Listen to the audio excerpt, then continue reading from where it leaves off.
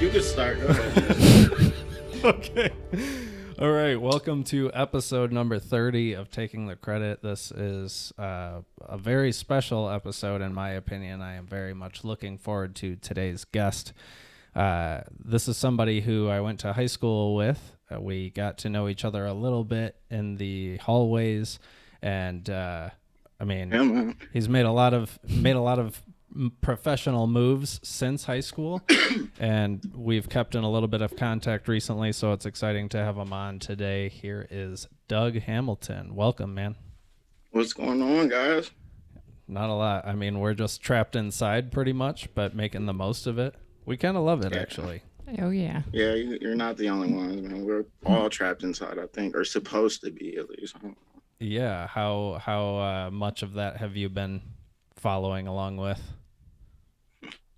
I've been trying, man. Honestly, bro, it's getting like cabin feverish, man. Like, gotta at least get outside a little bit. You know what I'm saying? Mm-hmm. Stepped outside. I got up with Alex Ben yesterday. Oh. You know who that is, right? Yeah. Wow. Yeah. Nice. Yeah, we got together, man. I actually fooled around on camera, bro, because I'm starting to vlog again. So you guys will see that next Cool. week. But I you'll saw be in it, man. I saw you posted something about that status on Facebook saying that you wanted to get into vlogging again. Yeah, bro. As soon as I posted that, I just decided, like right after it was posted, like I'm gonna just do it. And then just started. That's Like, a good I don't move. even know why I just said that. I just did it. I mean, I completely understand. I feel that way about a lot of stuff. There are I definitely. know that just sound, dude. I'm sorry, I gotta cut you off real quick. Oh. I did that sound crazy when I said we fooled around on camera. I mean, you guys obviously knew what I meant, but like, I had to backtrack on that one. I was like, bro, that came off so fucking crazy. My bad. No, that's so funny. It went over my head completely, but I appreciate that you brought us back just to make Yeah, sure. it wasn't sitting well with me, Yeah. man. I had to say something, bro. I know that you're into videography, and I know Alex pretty well, so I wouldn't have guessed that you guys were fooling around. Nah, man. We're just friends, man. Friends. Were you showing him how to use it? Did he have any prior knowledge? I mean, kind of. He like honestly, cause we kick it all the time, bro. We've been cool. like best friends since high school. Yeah, man. And I'm cool with Pete too, bro. So I just like go over there, like just kick it sometimes. You know what I'm saying? And I like edit over there sometimes, and they're just like, oh yeah, whatever, bro, just do it. And like they'll just be watching me, asking questions, and they're just like getting interested now to where like they're actually like trying to get a part of some stuff in little ways. I don't want to awesome. say too much, but Sure. you'll see, bro. You'll like this. That's the thing about this quarantine. It slowed down so much stuff I already had planned, but still trying to do what we can. You know what I mean? So I mean, you'll see some things soon. You're using that time to, find other things to do. You're teaching Alex and Peter stuff and getting. It sounds like you're gonna start some new projects, so that's cool, man. Making the most of it. You'll definitely see it, man. It'll be cool. And that's Alex and Peter? Yeah. Oh, nice. Peter Okay. was at our wedding. Yeah. Were they? Yeah. Was he? That's dope, man.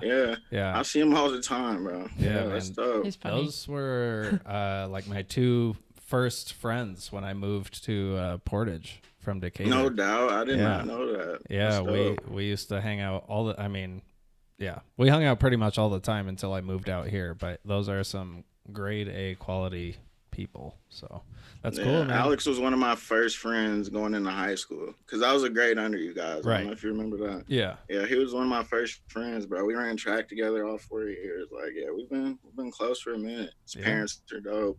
Yeah, man. That's cool. what's up, man. I didn't know that though. That's dope. Yeah. Oh yeah. Well, actually, Alex was the reason why I did track and freshman year. I tried to run, but I'm not a runner, so I threw shot put, and even that I was bad at. But I got a gym credit, so you know how it goes. Yeah. That's what's up. That's what's up. Yeah. Didn't Use it to your advantage how you can, man. Yeah. I didn't get a letter, but I threw a rock. No doubt. Not far. Yeah. It was good, but that's cool, High man. school, man. Yeah. So what sort of stuff have you been editing over with Alex and Peter? You don't have to dive into it if it's stuff you're trying to hold back on, but as far as editing over there, nothing like they've been involved in yet. I always have like something to edit. It feels like so. Mm-hmm. Like I've been over there. I've edited a couple music videos over there. Like Yeah. a couple just little projects, like promo things. Tell us Enough to get about them that. Yeah. interested, I guess. Do you mind sharing a little bit about the music video productions that you've been? I mean, this has been going on for years.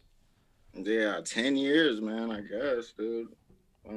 Yeah, it says it right on the shirt right here I was Yeah. since going to ask about 2010, that. man. You guys are talking about the logo. Is that your company? Yeah, yeah, yeah. Nice. Boogie Okay. Funds Films. Yeah. I mean, like, I mean, what do you want to know? Well, I mean, how did you get started in it? I've got an idea of how because I know there was like the Rat Pack with Tim and Woozy and everybody and yourself back. Right. Yeah. I mean, that kind Um, of started it. I mean, I kind of like started my creative process just overall. You know what I mean? But when we were doing that, man, I was like, man, I was like a junior in high school. So mm-hmm. like I had no like even thought of filming anything. Like we were just messing around. But like, cause in high school, bro, like we all thought like for sure, like I was going to college to run track. Like that was the plan. You know what I'm saying? Like, Mm-hmm. so I wasn't even. I was somewhere completely different. You know what I mean? But my senior year of high school, I moved to Ohio. I went back, like, cause that's where I'm originally from. I moved to Michigan when I was 13. Mm. What, seventh grade? How old are you in seventh grade? 12, 13. 12. Yeah, That 12, sounds right. 13, yeah. Yeah. So I went back for my senior year, played football out there for this D1 school. It was like a brand new school. Like everyone that went there that year basically like was going there just to get like looked at college wise. Like, and I ended up tearing my ACL, man, and it was just Mm. over, bro. Like the even the track like career, it was over, bro. So like we were still just messing around as far as like trying to create, like as far as like with music and with Woozy and them. And I don't know, man. I just had like an epiphany one day, like, bro, like why don't I just make this into like a career? Like Mm-hmm. people film as a career, you know what I'm saying? And at this time, like YouTube was not big at all. Like there weren't even Right. YouTubers like that. Like social media really wasn't even big. Like so it wasn't like common for people to just have a DSLR camera and go out Right. at all, bro. So like that kind of like I don't know was a benefit for me as in where we're at right now because I like was ahead of the wave a little bit, I guess. Mm-hmm. But I mean that's basically how it started, man. Like just one passion ending, another one. I had to find another one, dude, and just ran with it. Sure. And you did rap with the group, right? Not just film. Wait, so, well, I did, bro. Like, but that's why I was saying, like, I was fooling around, like, as far as like Sure. I was Yeah. not being serious with that, like. But Woozy and them, like, they are really like good, bro, and they have like a message behind their music. That's why, like, that even gave me the idea of it being something serious. You know what I'm saying? Like, there's other jobs that go to this, and I was just, you know what I'm saying? So you saw that as kind of like a natural transition, like your passion for rapping wasn't as strong as your passion for recording. Is that fair to say? Um, I would say that my passion for rap was the same as my passion for film. I just figured that out later once I realized like I don't actually want to rap, but I do want to do something like create in this realm. You know what I'm saying? Of Mm-hmm. rap. And there was either other choices, three other choices with that. You either DJ, you film, or you make the beats. You know what I'm saying? I Mm. already had a camera, like we already, and that's the crazy thing, bro. Actually, the first people I ever filmed with was Alex and Peter, bro. When we were in high Really? school, because I had this camcorder that my stepdad he used to use for me like at my track meets and like football games like because I used to like have to study that film like for the next games or whatever Mm-hmm. and I would just like when we were bored bro we would just grab it and like go around and it's so crazy we were just talking about this yesterday like how people literally like are getting paid millions of dollars to do that and we were doing that like before this was like a thing like but I mean I don't know man it just kind of like blended itself together, man. I just saw it right in front of my face, you know. I just took advantage, Mhm. I guess. That's awesome that you figured that out. Like it sounds like a young age. And it's funny watching Eli over here struggle trying to figure out what kind of business stuff he wants to do. But it It's sounds like it's a cool thing to get into because you can work on all sorts of projects, right? definitely like there's endless amounts of things that people have no clue that a lot of freelance filmmakers are doing that you see Mhm. every day. You would have no clue, like, but they're making a living off of it, man. It's dope, especially if you love to do it. Like that's why, like with the music, necessarily rap, like I'm looked at as the dude that films rap videos, but I do a lot more than that. You know what I'm saying? I just don't Mhm. put, for one, I don't put my name on a lot of that stuff, and for two, like with my personal page that you like personally would see it on Facebook, that's like my personal work, so that's how it's promoted. Like if that makes any sense. So if you Yeah. know me personally, you would probably just think that I shoot just music videos. If that makes any sense. Sure. Well, I mean, and there's nothing wrong with having like a defined niche that you're targeting, like an actual target audience. Like, I don't know. A lot of Depends, for example. You only expect old people with incontinence issues to buy Depends. That was your So, example. Depends. sure. But I mean, it's just like a very specific thing where you know what the person does. You can tell that they do that one thing. So they're an expert at that one thing, which makes their value go up incredibly. I It's mean, called you a can niche, charge, right? I think yeah, that's the definition. yeah. So With film, having it's one a of little those different defined, yeah. though, man. It's different, like because for the simple fact that we could, for one, it is like something to be creative with. You know what I'm saying? Mm-hmm. So I could take like a music video, something I'm good at, use that to practice something that I want to make money off of with the same avenue, like Mm-hmm. filming. You know what I mean? Mm-hmm. And use that as like a profit, I guess. Like so, even though like you're still like creating, you use that your avenue that you're good at. That's your bread and butter. Now you're just using that as like a tool to practice. You know what I'm Mm-hmm. saying? Stuff that you Yeah, want to use is in your business realm. You know what I mean? I do. See, here we go. Yeah, Winter. you're good. You're good. What? Do you mind if Give I me a talk hug. business for a moment? No, Hold Okay. on, hold I'm on, hold on, sorry. hold on. it's I'll come fine. upstairs, okay? All right, I'll be up there in a second. See, they're supposed to be in bed. They do this. It's all good.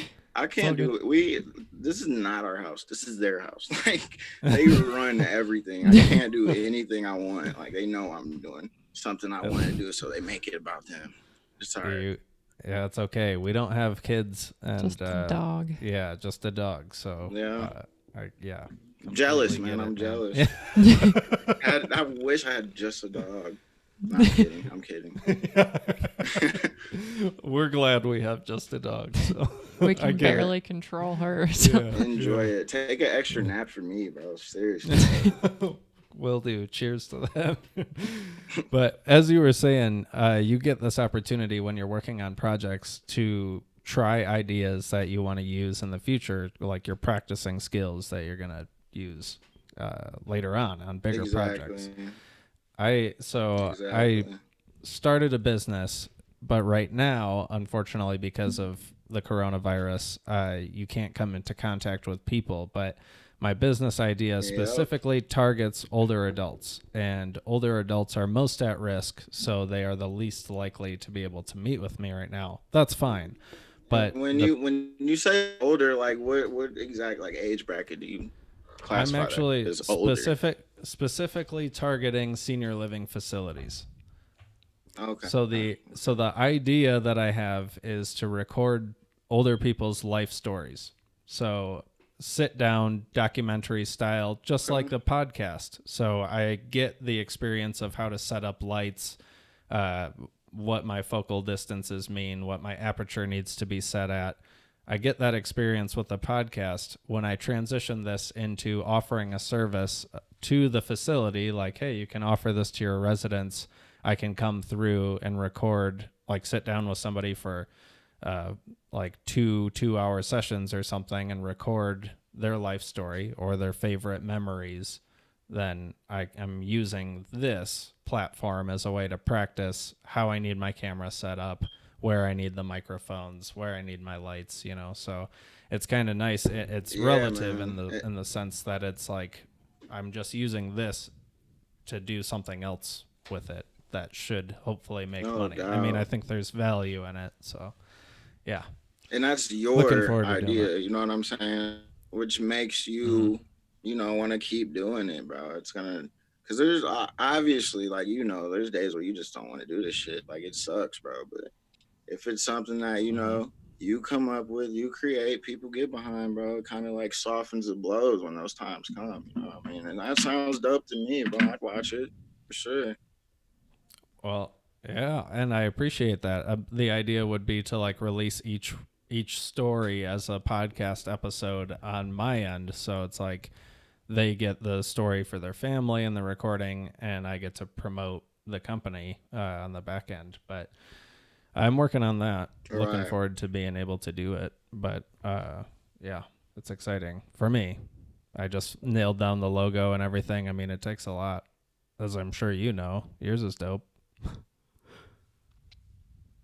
I appreciate it, man. Appreciate it.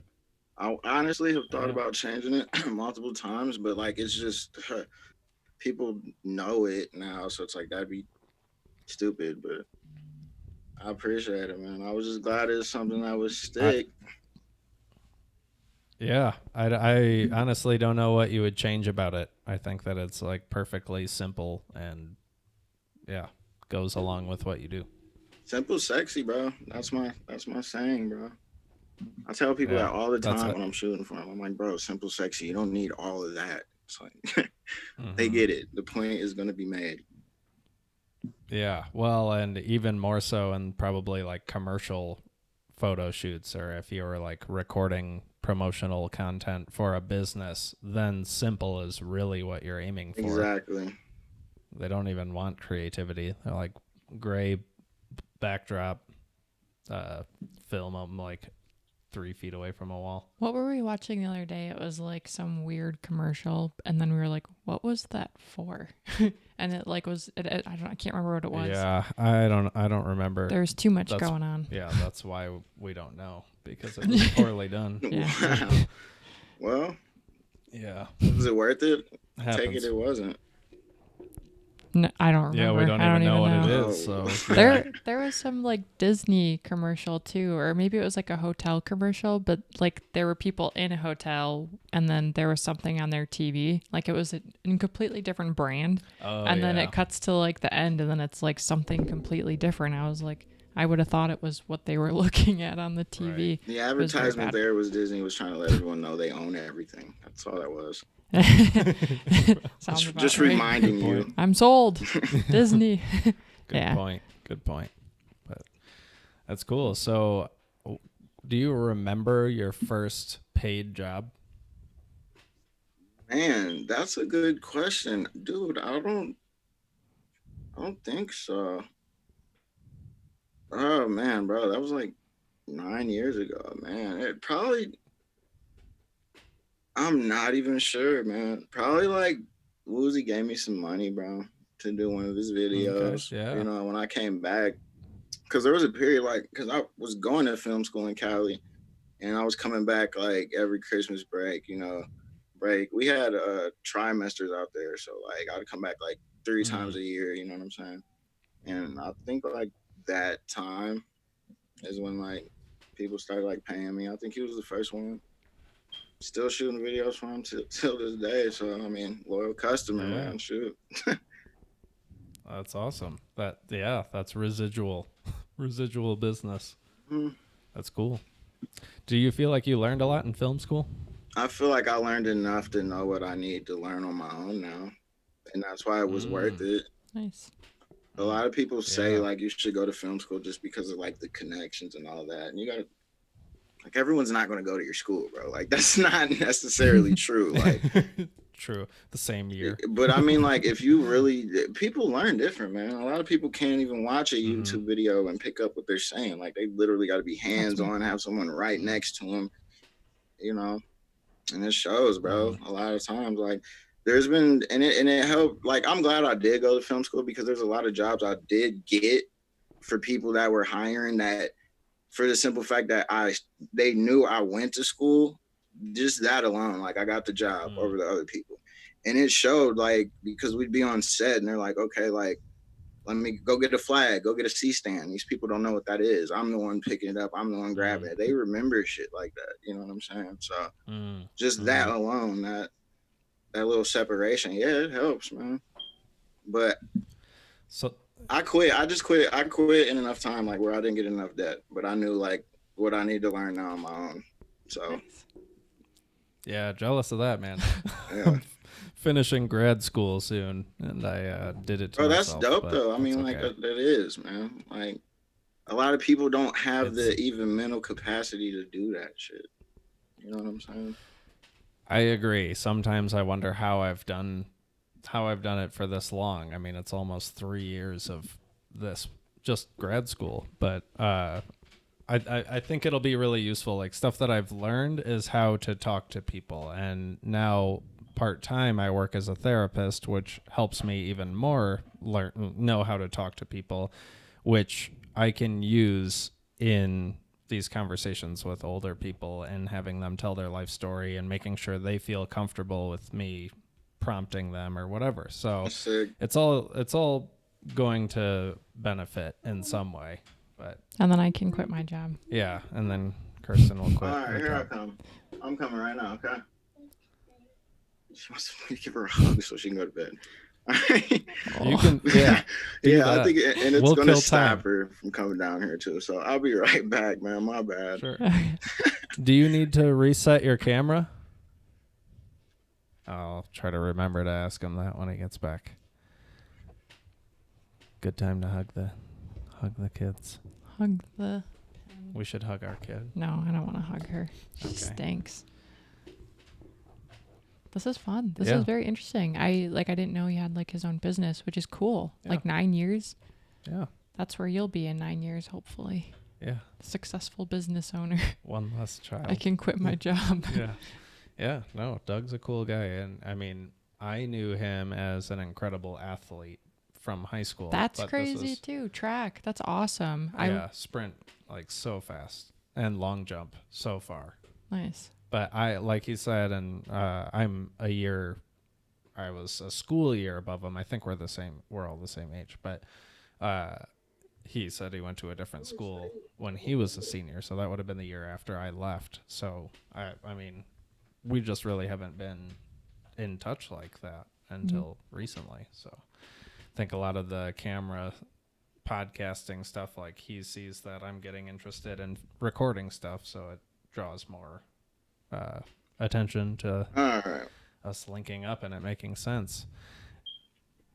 Doug, do you need to restart your camera? No, I think we're good, bro. It hasn't been that long, has it? Here, let me check. 26 minutes.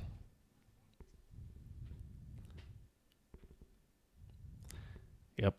Oh. Recording. Well, I'm glad you said something.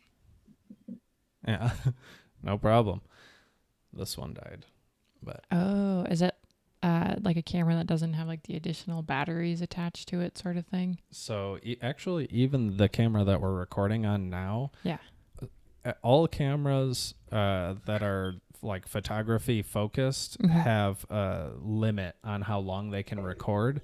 The reason why they do that, is because some of these cameras can heat up a lot if you keep recording, and that could damage the internals. But another reason is that they will tax the manufacturer an extra amount for making a video specific, like video recording camera. Yeah, so that's kind of their attempt to work around, is cutting it short.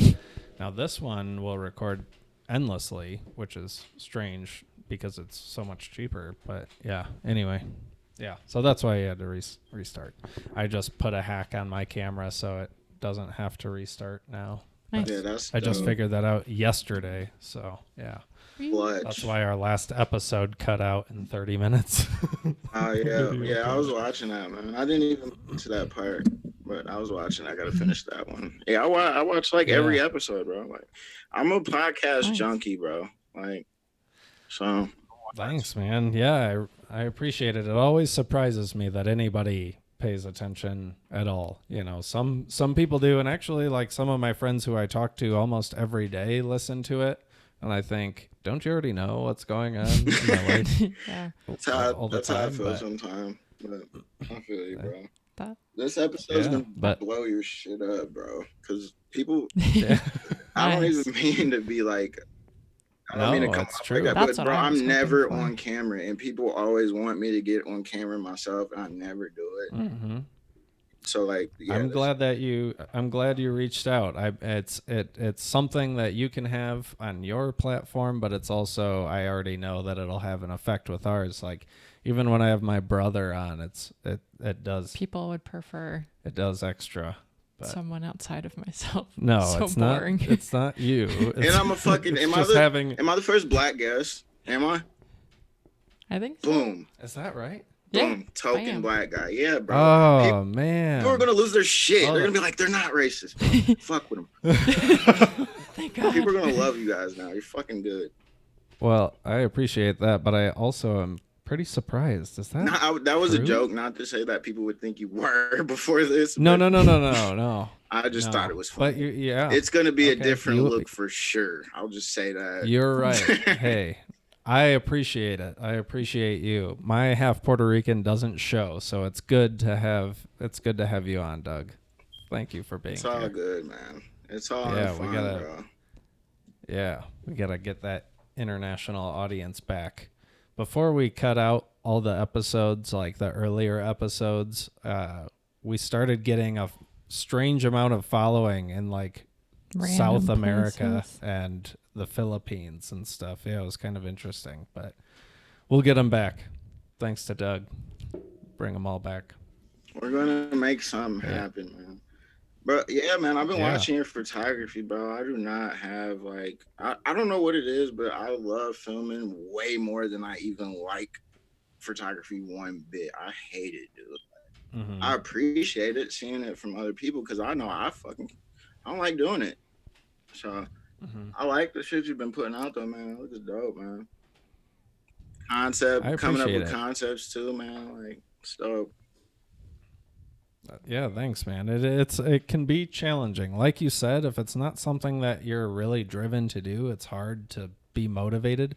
And like I tried like an actual photography challenge where it gave you a list every day. So you're taking pictures of something different. And there were definitely days where I would come home and be like, I don't really want to do this. But, I mean, you did. I mean, you think of a composition, you take the picture, then you edit the picture, and then you upload the picture. And it's like, or I could just do nothing. Nobody's paying me to do Yeah, this. man. But. It's like you feel like you're doing it more for not, like that instant gratification thing that you knew you didn't fucking start this for. It becomes that. Nah, man. You know, that's an interesting point. I don't think that's really weighs into why I haven't been taking photos much lately, but I've gone backwards. Like I got a basic Nikon D3200 from Best Buy in like 2013 Right. because I knew I was going to move out here, so I wanted to take landscape photos, Right. dope landscape photos. So once I figured out manual settings, the game changed. But at the same time, photography has always been simple, and I've never really looked at videography as a work of art. And now that I respect videography, it makes me lose a little bit of interest in photography because I know how much harder it is. And it's almost like photography is a cop-out to videography. I mean, it's not, but I'm trying to get more skills with video, so I'm focusing a little less on photos right now. Dude, like so many people do that, man. Like that's nothing like out of the ordinary at all. So many people, bro. Like so many people in the film world that I run into, they're like, "Yeah, I started out as a photographer. I don't even do that anymore at all." Like, it's like it's Mm-hmm. dope shit. Like whatever you like to do, you feel me? It's ultimately your decision. But if you Mm-hmm. actually like Yeah. sat down and watched me edit a video, as far as editing, bro, like I'm editing 200,000 pictures in one video. That's basically what it is, bro. Like I go Mm-hmm. frame for Mm-hmm. frame for frame, like, and you're basically looking at this. You're re-editing the same picture like 10 times Over and with over. 100 frames. Mm-hmm. With you know what I'm saying? Like, so you do need Yeah. some kind of like photography, like mind state. That's why they actually have like cinematographers. That's what they do. Like their only job is to like Mm-hmm. like pick the angle it would best capture it. Like that would look great, basically in a photo, but it's for scene though. Mm. You know what I'm saying? So I mean, yeah, it helps, man. Definitely helps with film, bro. So That would actually be really cool to watch, like editing like a video or something, and how you do that, the process, and like how Yeah. you pick You should how put to that edit out. it. Yeah, that would Vlog be number cool. 2. I mean, we could set it up, man. Definitely, I'll do it again sometime, and I'll set it up for that. Show you some stuff. Yeah, you could share your screen and we can just watch you do that. That'd be cool, man. I could learn something. You use Final Cut, right? I use everything, honestly. I use Final Cut Okay. mostly because it's best for like the foundation stuff I'm doing. But depending on like Mm-hmm. what I'm doing, then I'll like take that, render that, put that through like After Effects or Premiere or whatever it is that's Mm. the best program at doing what I needed to do, you know. Mm-hmm. But yeah, That it's makes dude, sense. like honestly, like I've learned like I think like 10 programs over this 10 years. You know what I'm saying? When I first started, I was using Mm-hmm. Vegas Pro. Yeah, that's I was editing PlayStation 2 videos with Vegas Yeah, Pro. yeah, man, yeah. It's like that was yeah, Streaming them. old stuff. Yeah. Yeah, man, like having the capture card Yeah, and recording some of that old stuff, yeah. man. And that was like that sort of stuff was way less accessible back then. Yeah, I know. It was hard. It was hard to like have a computer that could run Sony Vegas to edit Because stuff. well, they figured out their market and boom. Just like Yeah. with the cameras, you know what I'm Yeah. saying?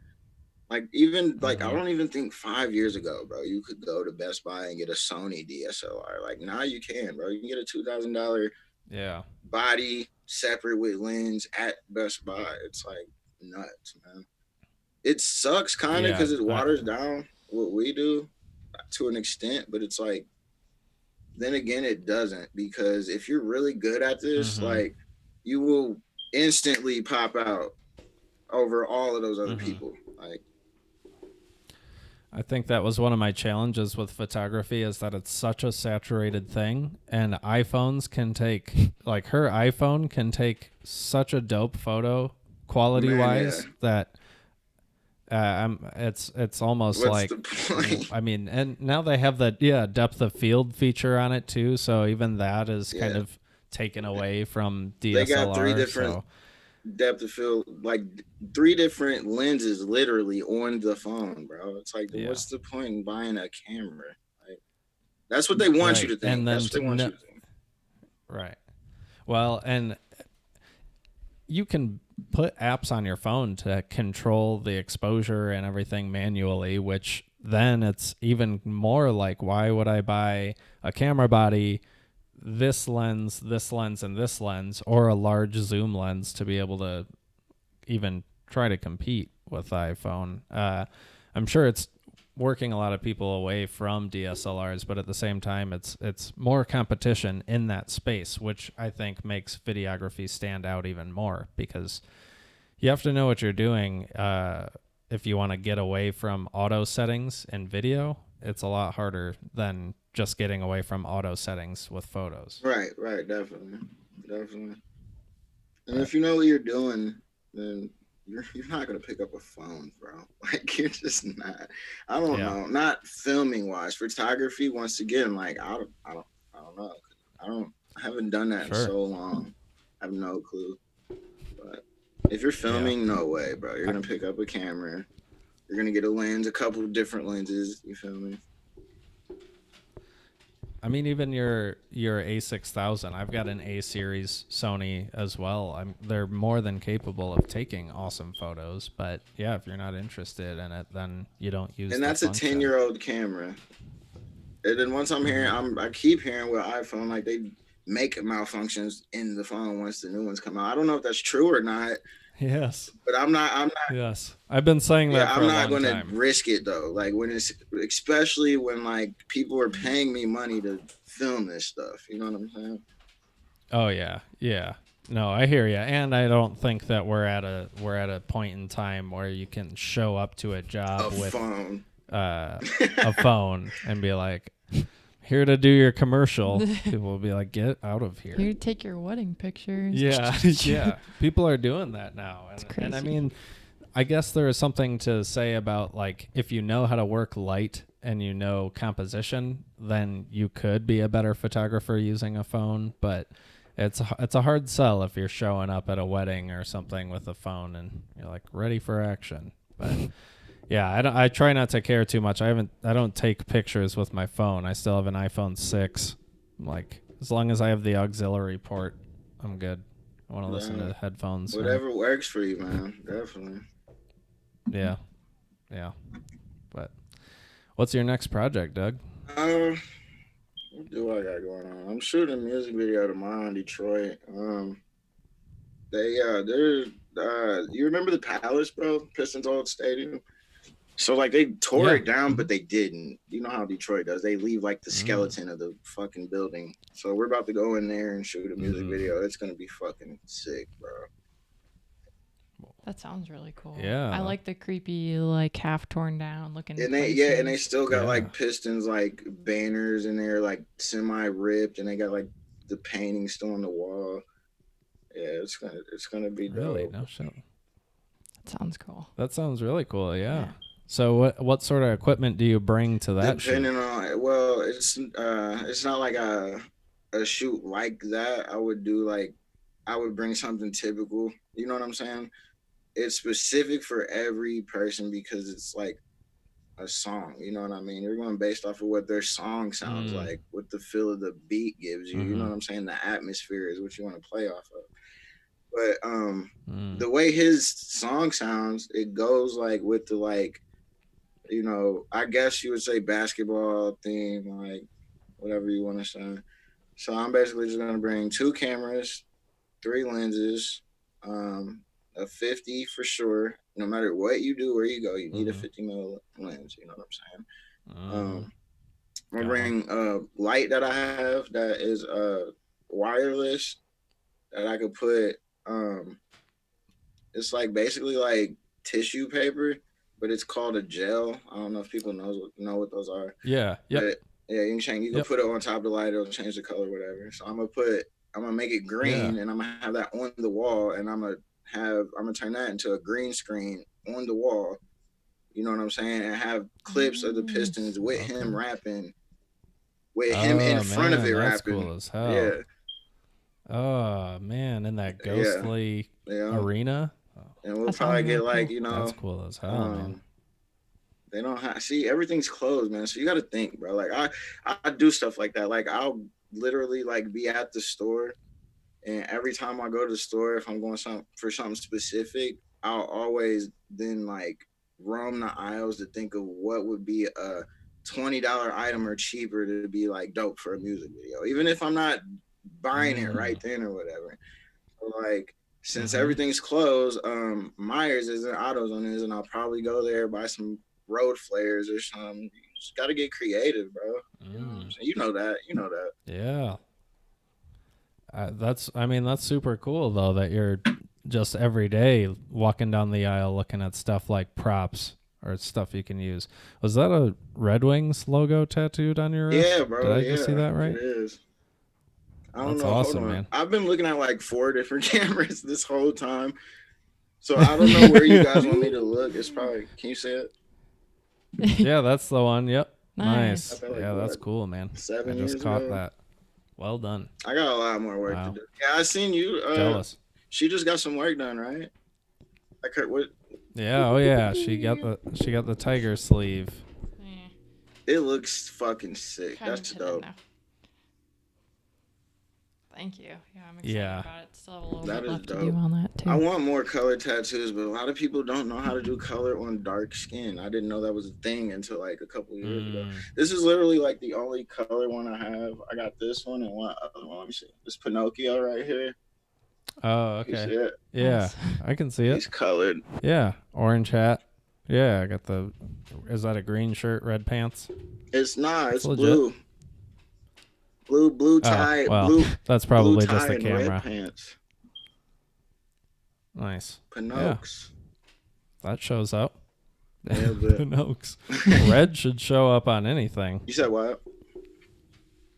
Red should show up on anything. Oh yeah, man. You would It's a think strong so, color. bro, but it shows up weird though. Like you'll see it, but it won't look red. It'll look like a scar sometimes on like darker skin. It'll look like dark maroon, like I don't know. It's weird, bro. Just gotta find. It's the not right person, attractive. yeah. I'll say that. I wouldn't want it. That's fair. Well, that's fair. Well, then there's also nothing bad about just getting all the black ink. I've gotten more of that in recent years. Like a lot of mine are color, but just getting more black predominant. I feel like just tattoos. black's less painful too. It's cool For some reason. Like color, I don't know. That's just me though, but color hurts, bro. Yeah, think I so? agree. Cause I got a Ninja Turtle Yeah. totem pole down my left leg, bro. That was the one that hurt the worst, man. Like, and that's the other color one I have, but it hurt, bro. And it's along the side of your leg. It's Like your down calf? the right side of like my what's that called? Shin. Oh, okay. Yeah, I got a tattoo on my shin as well. That was Yeah, was my tough. left shin, bro. Yeah, tough. that Nice. sucked, Same with didn't mine. it? Yeah. Nice. Got the elephant, a large elephant. What's the What worst really- one? What's the what really hurt what's the was most the painful elbow. one you guys got? Like the most painful Well, spot. this one, like on the Yeah, elbow, for sure. And it Kristen wasn't says even so elbow. much like painful. It was just like it felt like he was like nailing something, and so it was like. Oh right, yeah. It was That really that weird. vibration effect. It Just hurt. It uncomfortable. makes you think it hurts more, doesn't it? Yeah. Yeah.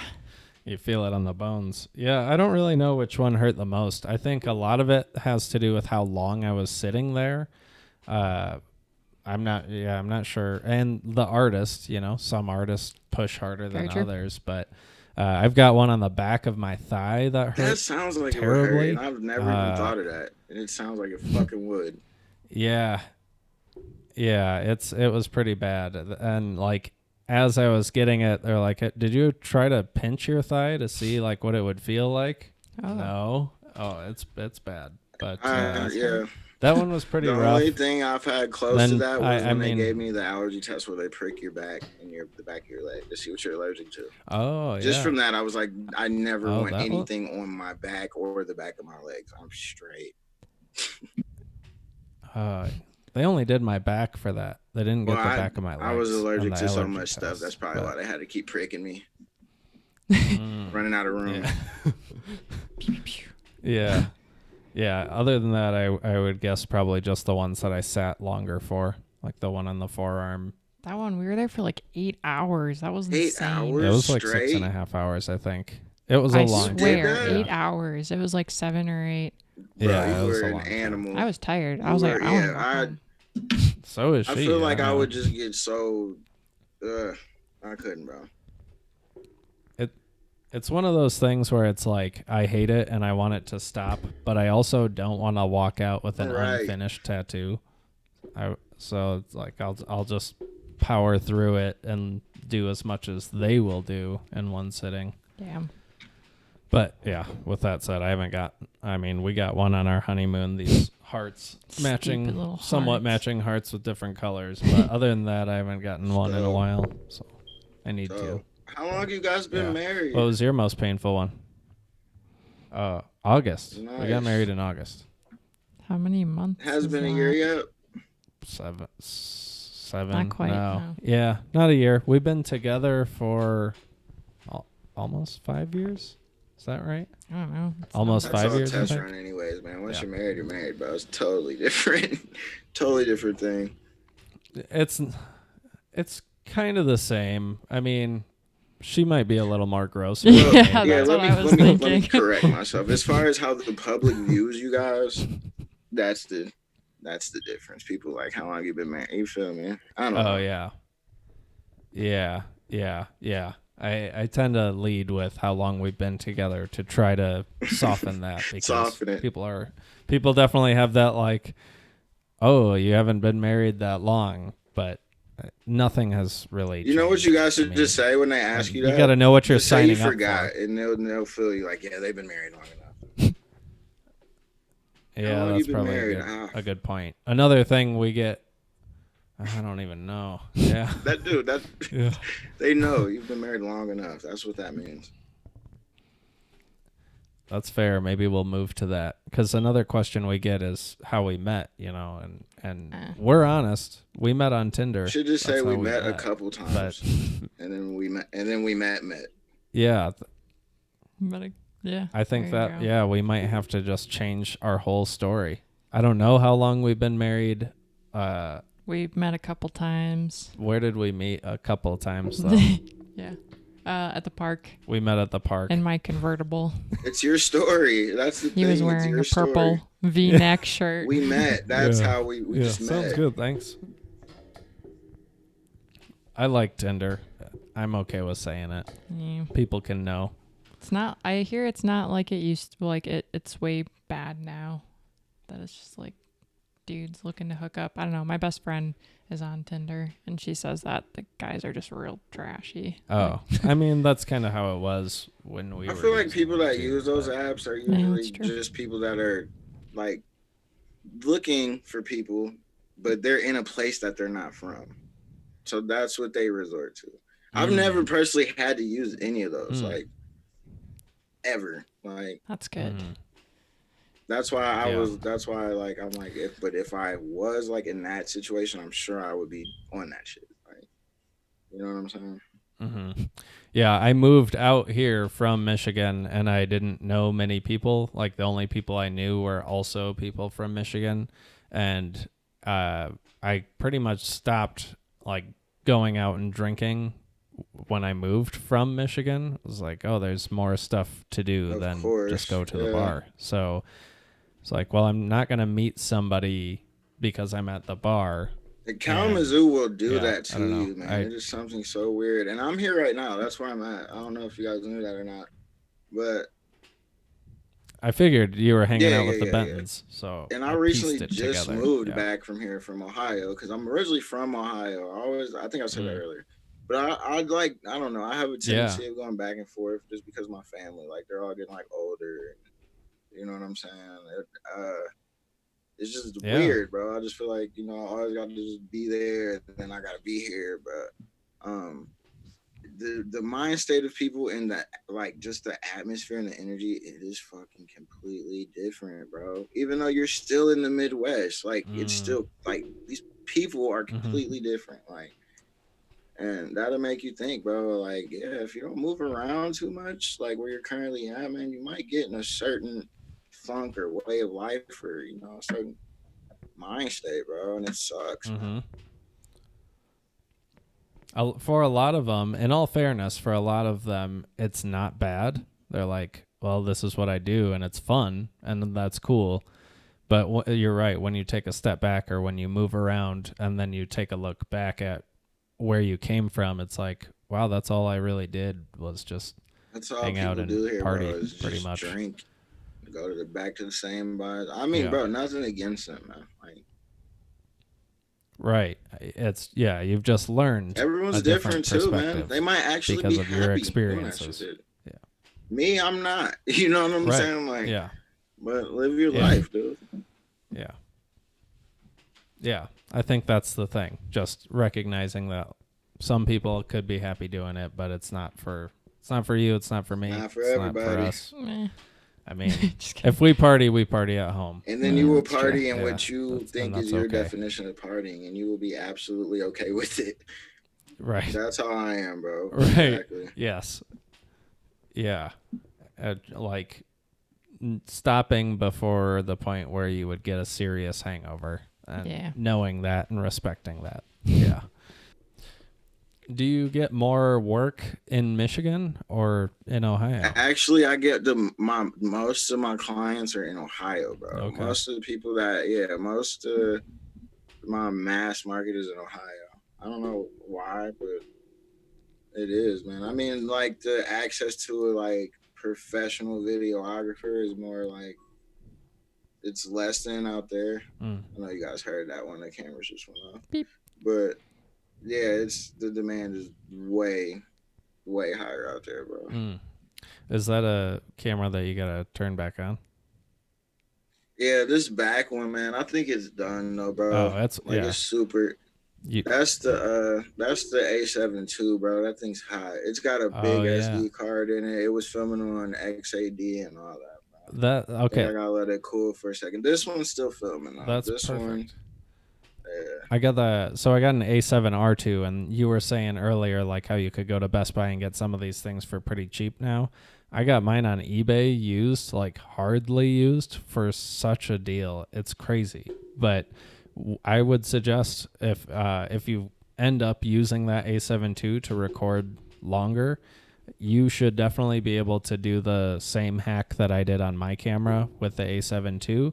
And then you could also, as I'm sure you know, but I have like an external battery bank plugged into the camera to keep it running.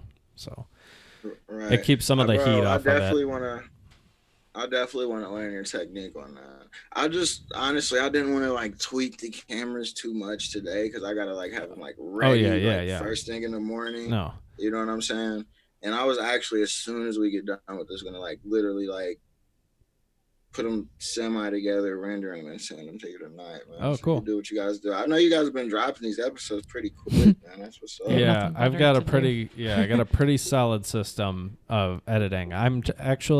So I'd been using a Micro Four Thirds sensor camera for a while now, and I pretty much had the settings like as natural as possible in camera, but I wouldn't really do any color grading. So now that I'm using the Sony where there's S-Log2, I'm trying to like actually, like you saw, I got the color checker and the gray card. So I'm trying to make sure or trying to use this camera now to make sure my color grading skills are improving. So I'll be working on that. But when I didn't have to color grade, it would take me like 20 minutes to chop an episode together, get everything lined up and rendering. So it's kind of a science. Yeah. I, like you said, I mean, I've got my own routine for how to put this together, but I think with this episode in particular, I'm going to try a little harder to make it better, at least color wise and looks wise. The full frame. Yeah, I'll mesh what I got the best I can, and I'm gonna send it to you. You might just have to use like my parts for like in and outs in those parts, if that makes sense. Because it's clearly not getting it from the beginning to the end of the show. Yeah, I mean, it's all good. Like, worst case scenario, if there's a spot that it just cuts out. Or, dude, if you would be solid with this, bro, unless since we already talked about it and you don't have it set up like that, if you would just use what you got and edit it on your end, if it's recording me already, and then I'll use what I got, bro, and then that's like cross promotion because they're not going to see what they see on yours, and they're not going to see what they see on mine from yours. Do you have? It's like you have to go to yours to see your point of view, and you have to go to mine to see mine. Do you have your screen recording with us on it though? I think so. It's been saying recording the whole time. It might say it because I'm Oh, that makes sense. But even what I would do, I wouldn't put out the full version. Okay. Like, yeah. I'm gonna put out parts and put it in my vlog, so you guys will be in the vlog with everything else I just did last week. Yeah, I mean that's fine. It would take work off of you because I can use what's on our screen and the audio. I'm still definitely gonna send you something though. Yeah. If that makes sense. Yeah. But I'll be working on it. You send me whatever you have, and then we'll just see what makes the most sense. because we'll have all of the files, all of the data. So That was just my way of pre-warning you. It just won't be the whole beginning to end. that's okay. We'll have it in some cool, form or fashion. So it's all good, man. Nice. Yeah. I trust you, man. I trust you. You've been doing pretty good, man. Shoot. Stuff's looking good. It's that consistency thing, and like you said, it's got to be something you love. And there are definitely days when we're like, I don't really want to do it, but we're holding ourselves accountable. You know, we put at least one out every week, and got to have a system. If it's something that you do routinely, it makes sense to have a system. So just trying to make sure that's on point. But okay, how crazy is it out there as far as like the quarantine goes? Where you guys are at right now? Is there a curfew? Like what? Like everything is pretty shut down. It's actually kind of funny. I think it's like state to state, right? Like the governors, whatever. Like you can go out or you can't go out. Do this, do that, and they shut down Denver, like as a city, and then it was like Boulder County, I think. And then I don't know if they did the whole state, but they shut down. They were like all of the non-essential businesses, 2 of those being like dispensaries and liquor stores. They were like, nope, we're closing those down too. And then within like an hour, people complained enough and they had like long lines, so they opened them back up. But yeah, I know people were pissed if you take their weed, bro. That's the only reason I live here. Yeah. Mad. Amen. There's a lot of money in it too, so yeah. They may as well keep it going. But there's a lot of people out there on the road, and for having like the lockdown stuff, it's like, where are you going? The last I heard, like the lockdown was supposed to be until April 17th. There are a lot of businesses that are closed through April, but I don't know. Yeah. You know, like at a certain point, you just got to focus on what directly affects you and then try not to spend so much time worrying about all the other stuff. So all I know is I'm working from home this week. Otherwise, everything else is normal. Yeah. But what's it? I guarantee you, as soon as shit does go back to normal, everyone's complaining 2 weeks later, bro. I hate going to the office. This is the worst. Let me work from home. Right. Everyone was thinking it. Like, everyone was already thinking make up your mind. I'm using this as like time to focus on business side of things, like personal business ideas. I'm getting. Definitely. I got the LLC, I got a phone line, I got a PO box. I'm working on getting the website together. Like I'm using this time as like, I'm going to build something. So when things open back up, I'm just going to be ready and I can step into doing something for myself, for us, I guess. Yeah, I need it. Man, dude, I was just thinking earlier, I'll smoke, bro. So I don't know. I have outlandish thoughts sometimes. I was just thinking like, yo, what if this was Trump's way of giving everyone the chance to be on the same level playing field? Wow. Interesting. No one has a job, really. Everyone that really had stuff going on that worked for themselves, they have time to catch up everything so they can actually like have a flourishable business. Mm-hmm. Like it's kind of, I mean, like that's just me honestly looking at this as in a positive way. Sure. You know what I'm saying? But joking at the same time, I'm like, yo, dude, I can't put it past anyone. Trump might actually be a fucking genius. He gave us a freaking break. It's one of those like first time things where everybody's going through the same thing. Yeah. It's really rare that people are going through the same thing. And although we still have differences in life, like this one thing is making everybody live panic somewhat similarly. Yeah. It brings people together. If you were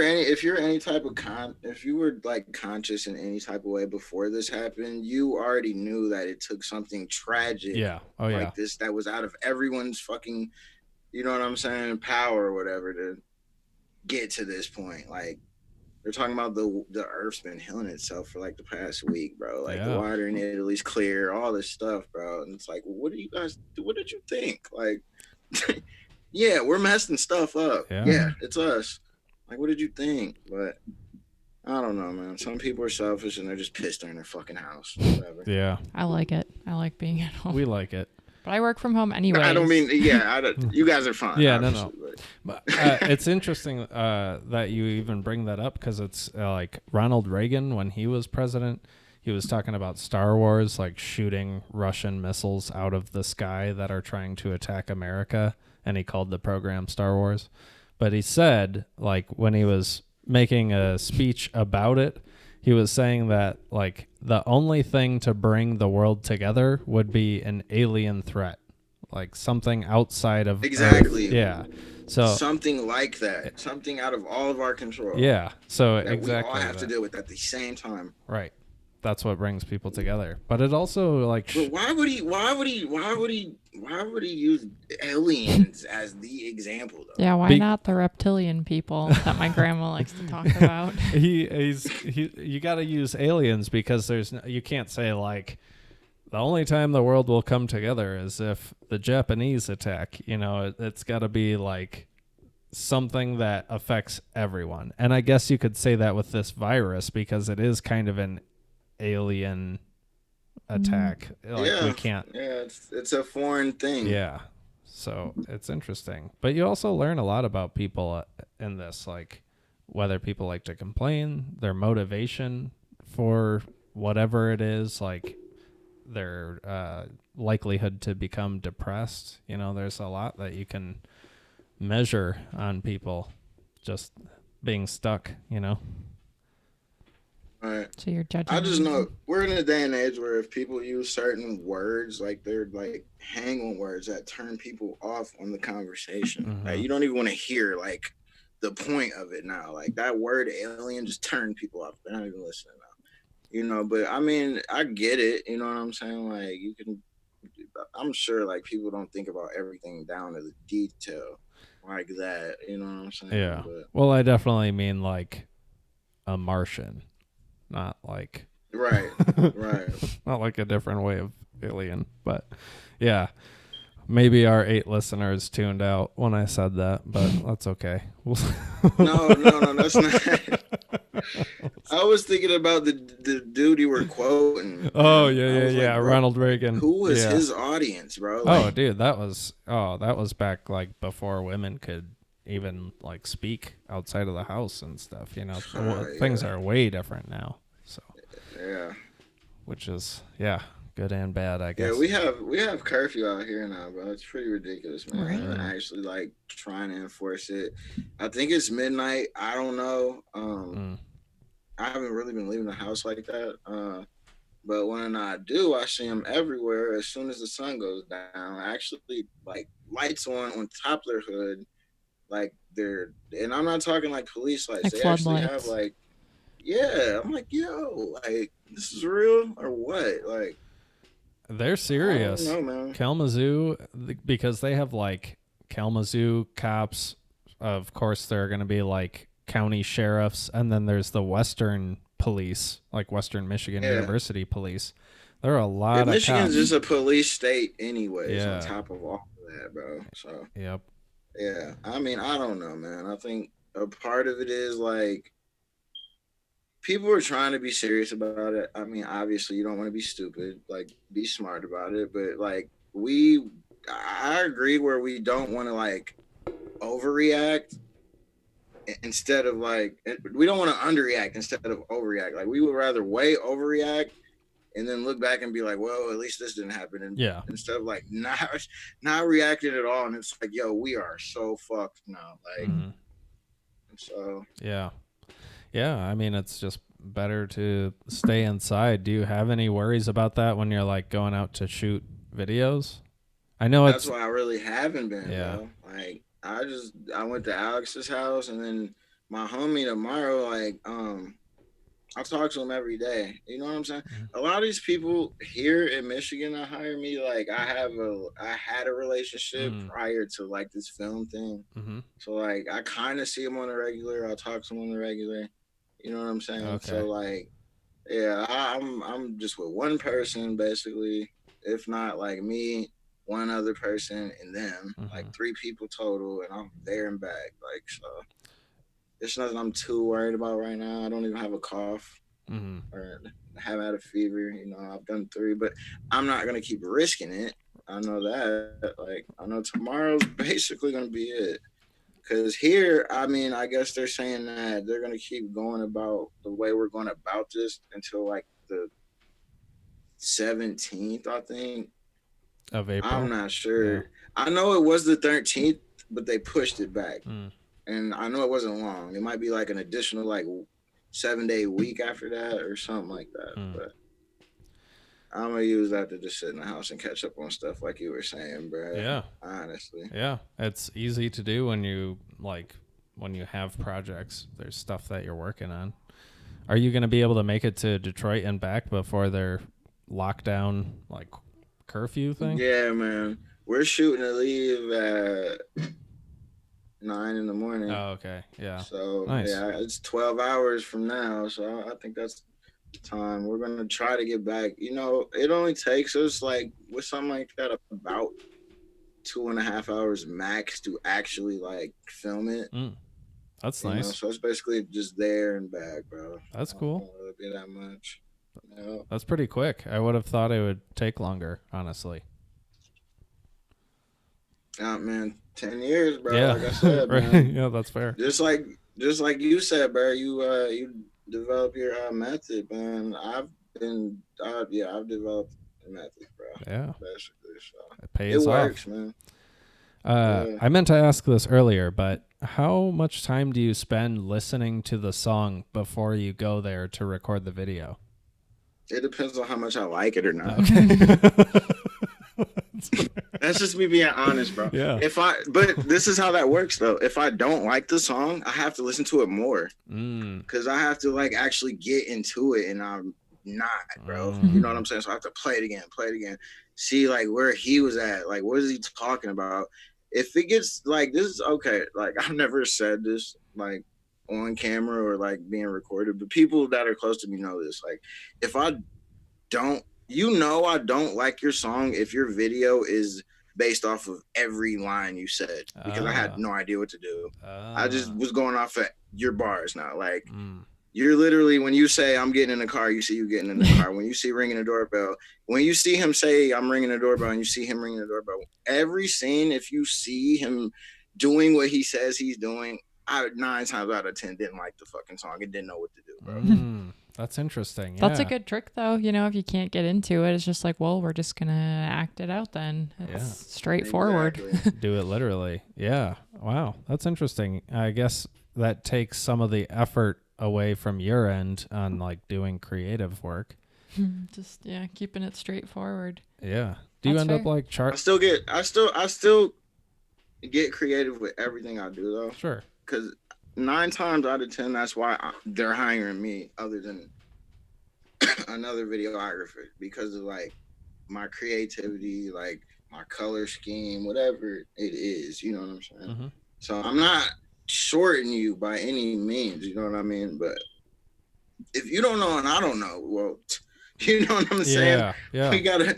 We gotta make this make sense. That's basically all it is, man. Because like I didn't buy your song. You're hiring me. I'm not supposed to like it in the first place. So it's like, Yeah. let's just be real. That's You know what fair. I'm saying? But It sounds like it that's would just what it. take a lot more work having to do like every thing that they're doing in the song, like way more, effort to actually get that clip. Maybe not. I don't know.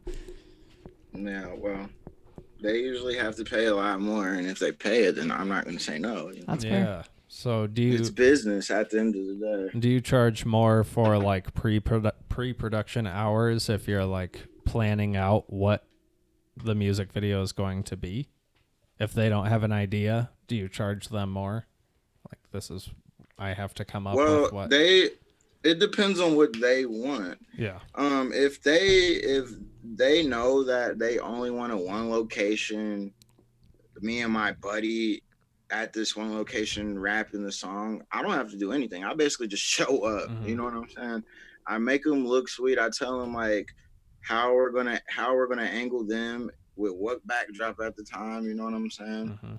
And I tell them like, I basically like direct them through it, but they supplied everything. Mm. Now, like if it comes to like something with a concept and all that, well, then I automatically ask them like, well, what's your budget, bro? Because I'm not paying anything, bro. Mhm. Like you know what I'm saying? Like, if this is what you want, this is what you're gonna have to spend on that, and this is what that's gonna have to be. And then even before that, this is how much you gotta pay me. You know what I'm saying? This is my fee. You know what I mean? So a lot of people do it, especially like with these rappers, you know what I'm saying? Like I've done like a lot of people's first Oh, videos. okay. Like like there's a lot of people like they got their first video for me. You know what I mean?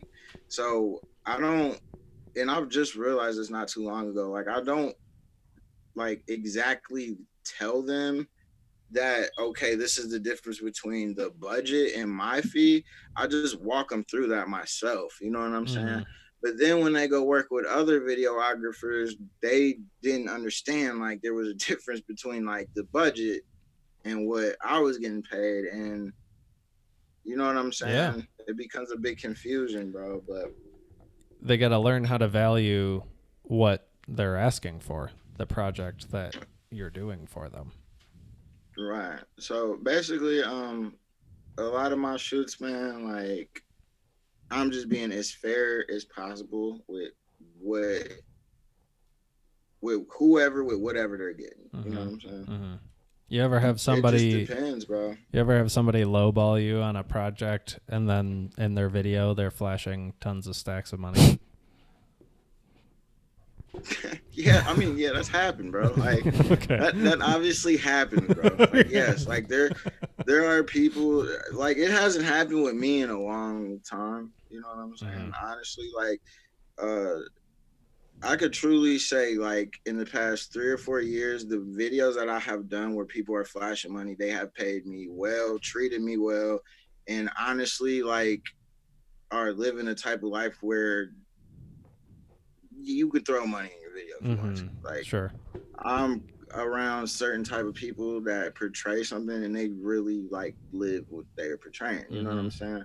But with that being said, yeah, that has happened before. Yeah. You know what I mean? Dude, there's been times where like people will be throwing money in the video and they're looking at me like I'm about to pick some of it up and put it in my pocket. And I'm like, dude, are you fucking this lens alone that I have on this camera is worth more 3 times than what the fuck you have in your pocket, bro. Like I do not care about your little $20 bills, bro. Yeah. That's so funny. People don't get that. Wow. Yeah.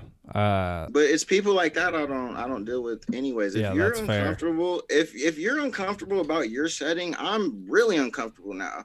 Because this is what you want. You brought me here to film this shit. Like yeah. Sounds I'm like not you're hanging out with you, bro. You got that business mind just built in. 10 years, man. Yeah. I'm gonna just keep saying I bet bro. they don't teach years, that in man. school. At least the business side of it. No, definitely not, bro. Like you gotta want. That's the part you have to want to make it happen, bro. That's where those internships and all that come into play, bro. Yep. You know what I mean? Yeah. That's awesome. It's awesome what you've been able to make out of it. It's possible, man. Like even if you like don't go to film school, like that's what I wanted to ask you, bro. What is like your end goal? Like what is the end result you want to be like as far as like with any entertainment purposes or both of you? Because obviously you guys are in this one together, like this at least this podcast avenue. Yeah. But I mean overall, like what's the end goal, bro? My end goal is for him to make enough money doing these things that I can quit my job and be like the stay-at-home do nothing wife. So my goal is to make that happen. So I have great goals with this podcast, but the problem that happens is like, although I'm myself, I've been completely myself, there's like another step between this and like completely authentic me, which is a little bit weirder and I can be a bit weirder, you know, but I like calm that for this podcast because of my job. Work. That's true. And if I didn't have work, then I could be completely myself on this platform, which I think would help grow the platform better. So like my ideal would be to continue doing therapy, like at least one day a week, because I actually do like doing that. but then have this podcast where we keep dropping one episode a week and go back to the format that we had before, which was just a little bit more fun, a little more loose.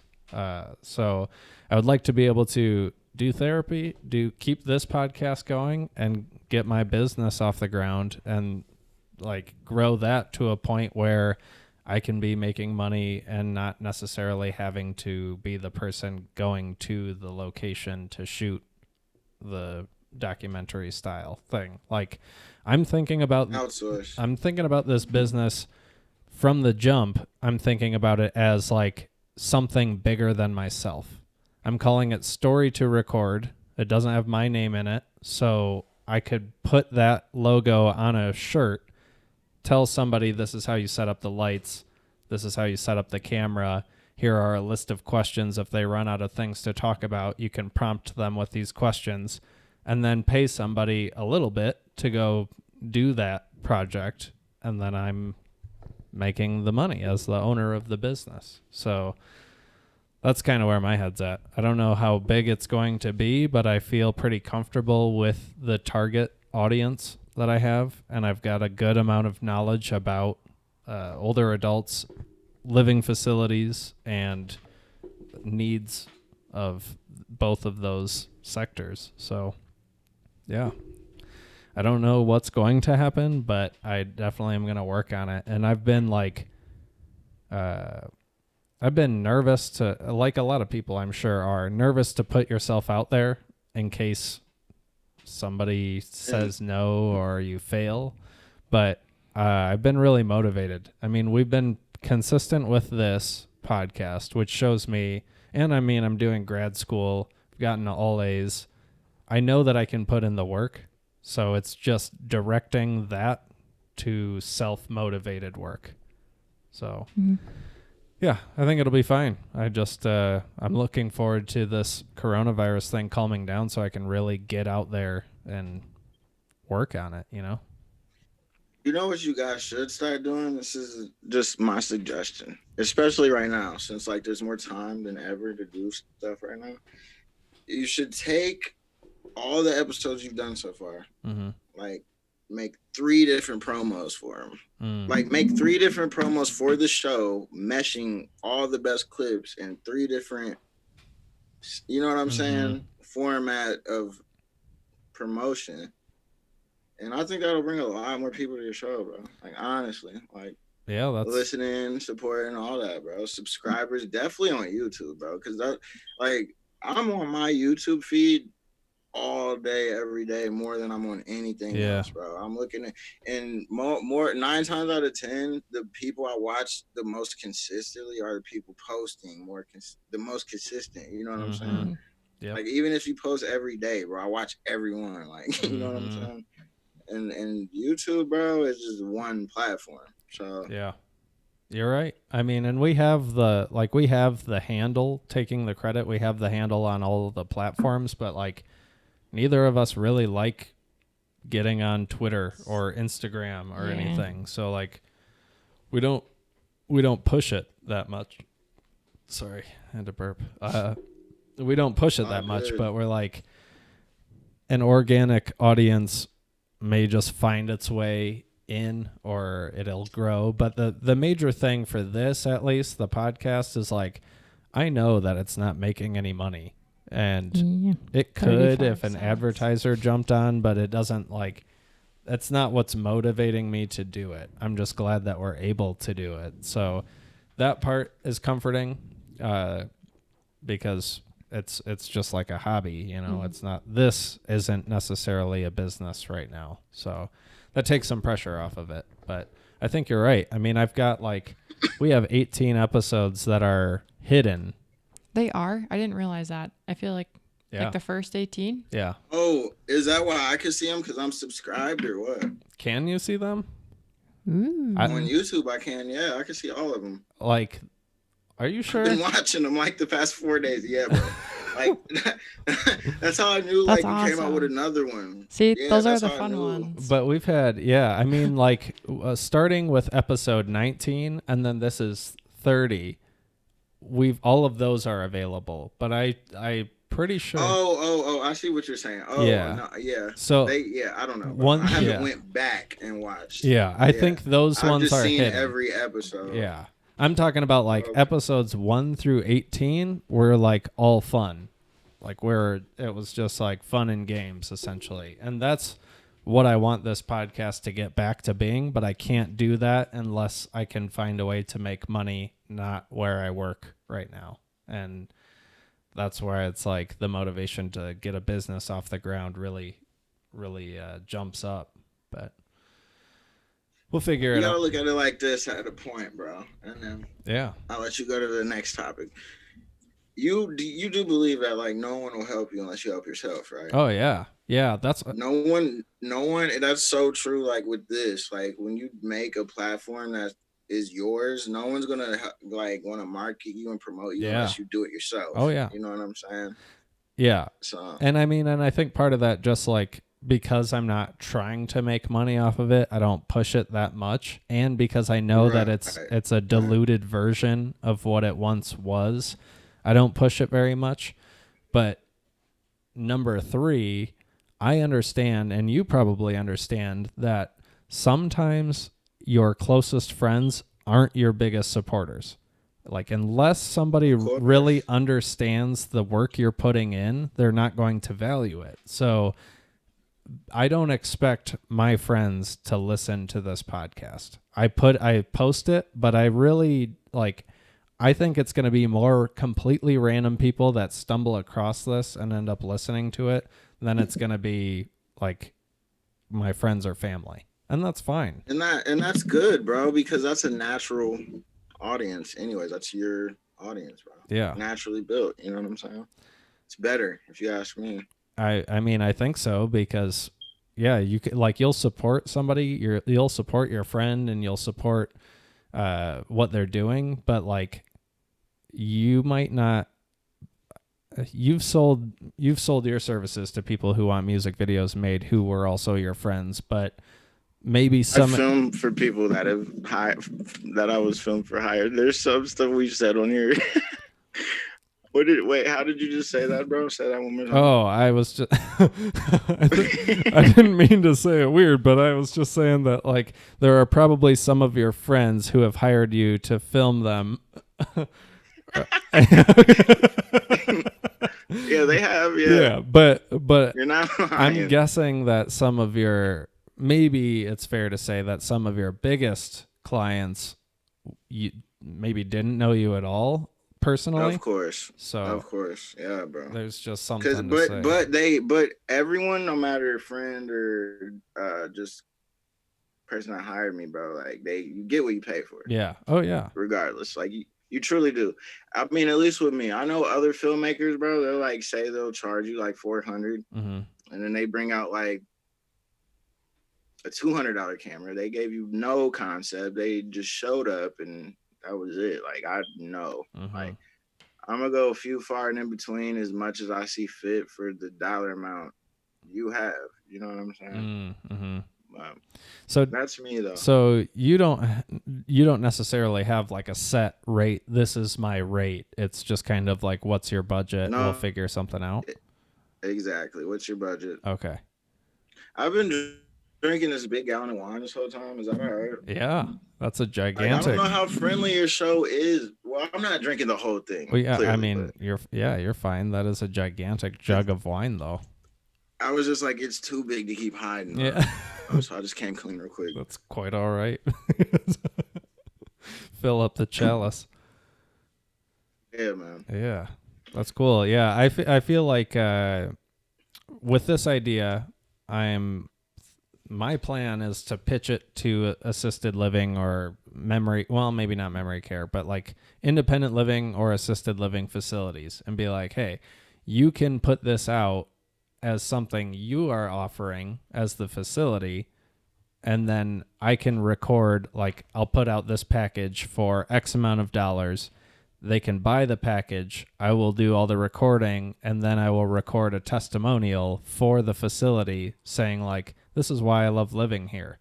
So the facility gets content that they can use that's definitely worth something, and I get a way in to a client base. So Exactly. it'll be interesting. But I think I'm gonna end up like I'm planning on setting a firm rate.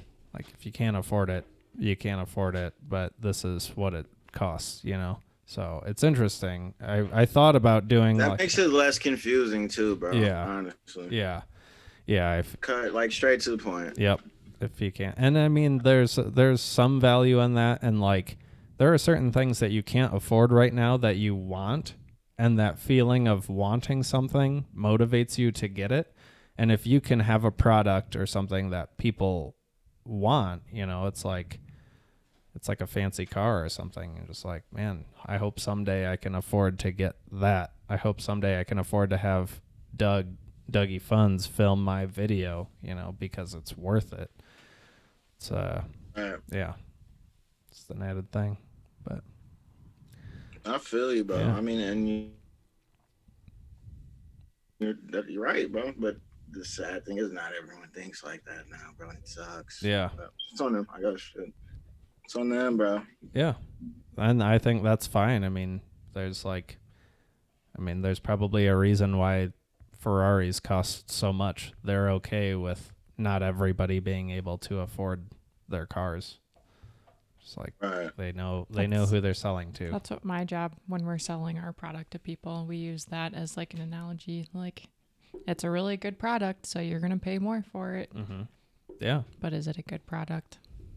I don't know. Right. Yeah. And that's the reason why there's not only Ferrari cars. There are Right. other cars. You got to show value. It's like I heard this, so I'm stealing this, but somebody related it to like go into a Mercedes dealership, then go into a Ford dealership.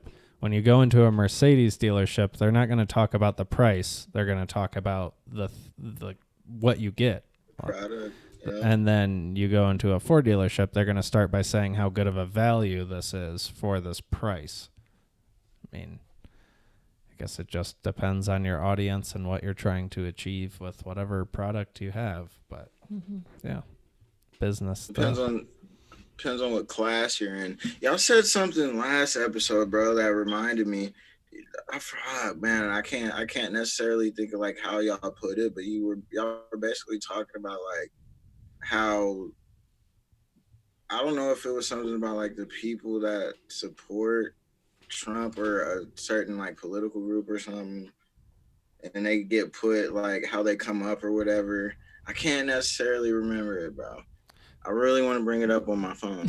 But you guys said something about basically like how people like grow up, I guess, and Oh like the yeah, circumstances they deal with. yeah. And like I was like, bro, no, like I agreed with y'all, but like the label y'all use for it literally was like the difference maker. Like it wasn't because y'all like labeled it as like racism. I'm like, no, bro, that wasn't race. That's not racism. That's classism. But classism gets mistaken for racism all the fucking time, bro. And that's kind of like a part of the problem. You know what I'm saying? Interesting. Because how I grew up, bro. I grew up my first, like I told you, my first 13 years of life, bro. Bro, I grew up in Ohio, Springfield, and there's two sides of town, bro. That's it, bro. There's the north side and the south side. The south side is considered like the hood, just to paraphrase. You know what I'm saying? Mm-hmm. And the north side is considered like the suburban part. You know what I mean? Mm-hmm. And I grew up on the south side the whole time until I was 13. Now, when I moved to Portage, Michigan, bro. Completely different, bro. Yeah. Like culture shock different. You know what I'm saying? Mm-hmm. But that alone, like growing up and still at age, like as a child, like where you haven't necessarily figured out life, you know what I'm saying? But you develop certain things about yourself that you know who you kind of are, you know, but you're still figuring it out. And that's the difference by like me just being around that atmosphere for a certain period of time molded me in a certain way to where I could be around a certain group and they would think that sometimes where I have stuff that I necessarily don't, or I come from a place that is not, you know, it's kind of weird, bro. But I think it's like that's why there are classes. There's low class, middle class, high class. Like where you come up from really like molds the mind state you're gonna go with. Like, Mm-hmm. you know what I'm saying? Yeah. Oh yeah. And I wish I remembered like exactly how y'all put it, I'm gonna have to go because then I back could like, and listen. Yeah. yeah, we could like touch on that. But it's like you definitely weren't wrong. You know what I'm saying? But like I said earlier, we're in a stage where like if you say one specific word, bro, people hang on just the word Yeah. and not like what you were referencing the Mhm. word for. Hmm. You know what I'm saying? To Mhm. get the actual point you were trying to get out. You know Definitely. what I mean? Yep. And I mean, racism, the word racism is one of those like real hot words. And a lot of white people don't want to admit that they're racist. So that's another thing that really gets people wound up. But I don't know. I just try to state like stuff that I've learned and stuff that I'm aware of, and people can accept it or not. But, you know, it's better that people know like their institutionalized racism and like structures of oppression that have existed in forever that people are just blind to and don't even think about. Like one of my favorite things to say is like I could go all day every day forever and I could only see white people. If I really wanted to, I could go to stores that only white people work at. I could go to church where only white people go. I could do, And I feel like that's the difference. yeah. If it was like that while you were a child and you didn't have like the ability to do that and you only saw white people with what was within your, you know what I'm Mm-hmm. saying, capacity of living, bro, you probably would like have a different feeling as an adult seeing a black person for the first fucking time. Like, yeah, you probably would. You know what I'm saying? Or anybody different than Mhm. Yeah. what you've ever seen. You know what I'm saying? Like, that's just the reality of it. If you're a child and it's the complete opposite, you're gonna grow up with your own mind state on what people are what, who's who. You know Mm-hmm. what I'm saying? Yeah. And I really feel like that a lot of people, especially in our generation, bro, I know for a fact they were sheltered in ways to where they didn't have the opportunity to be open minded with interacting with someone Mm. for the first time on their own. They Yeah. had a perception put on them before they actually interacted with anyone like, you know what I'm saying? Oh yeah. That person at the time they were interacting with. So Yeah. it was all acting basically on how they felt they should have acted in that situation. I've seen it, bro. Like millions of times I've seen it, bro. Yeah. Like when I went to film school, a lot of those kids, bro, that was their first time in the States, bro. Mm. My roommate was from Korea, bro. He had the only American English he knew was the Doctor Strange like Oh wow. TV show dialogue, bro. On top of not speaking English like that, he's dealing with a black roommate who's like, you know what I'm saying? Like listening to hip hop, smoking weed, bro. Like, come on, bro. He was probably fucking scared, bro. Mm. You know what I'm saying? But like, we ended up having classes together, and just him actually seeing we had the same passion for the one thing we were there for in a different setting than our living atmosphere changed his whole perception, bro. Right. A Yeah. lot of people don't get that opportunity, man. So it's molded for them. It sucks, bro, but that's what it is, man. Definitely. Well, and I mean, there's something to say about like uh, you as a black person or Latinos or whatever, any immigrant culture, they can't have that flexibility that white people have to only interact with their culture. Like a Mexican person goes to the store, they're going to see white people. Like there are some places where they can go that it's only Mexican people, but like only white people get the opportunity to only interact with other people of their own race. So like that in itself is racism. And it's not like prejudice. Is it? It is. It is. It's not prejudice, but it's racism. It's like one race has an inherent advantage, even though they might not notice it and other people might not recognize it as an advantage. It is. So that makes it racist.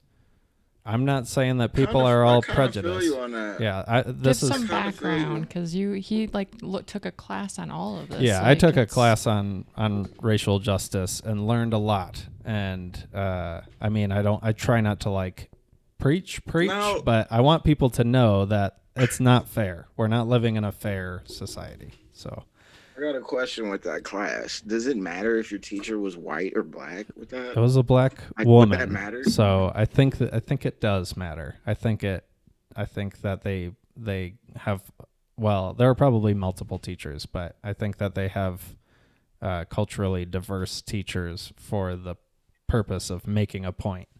Like, Honestly, I think it would depend on who the student was, bro. I mean, Because definitely.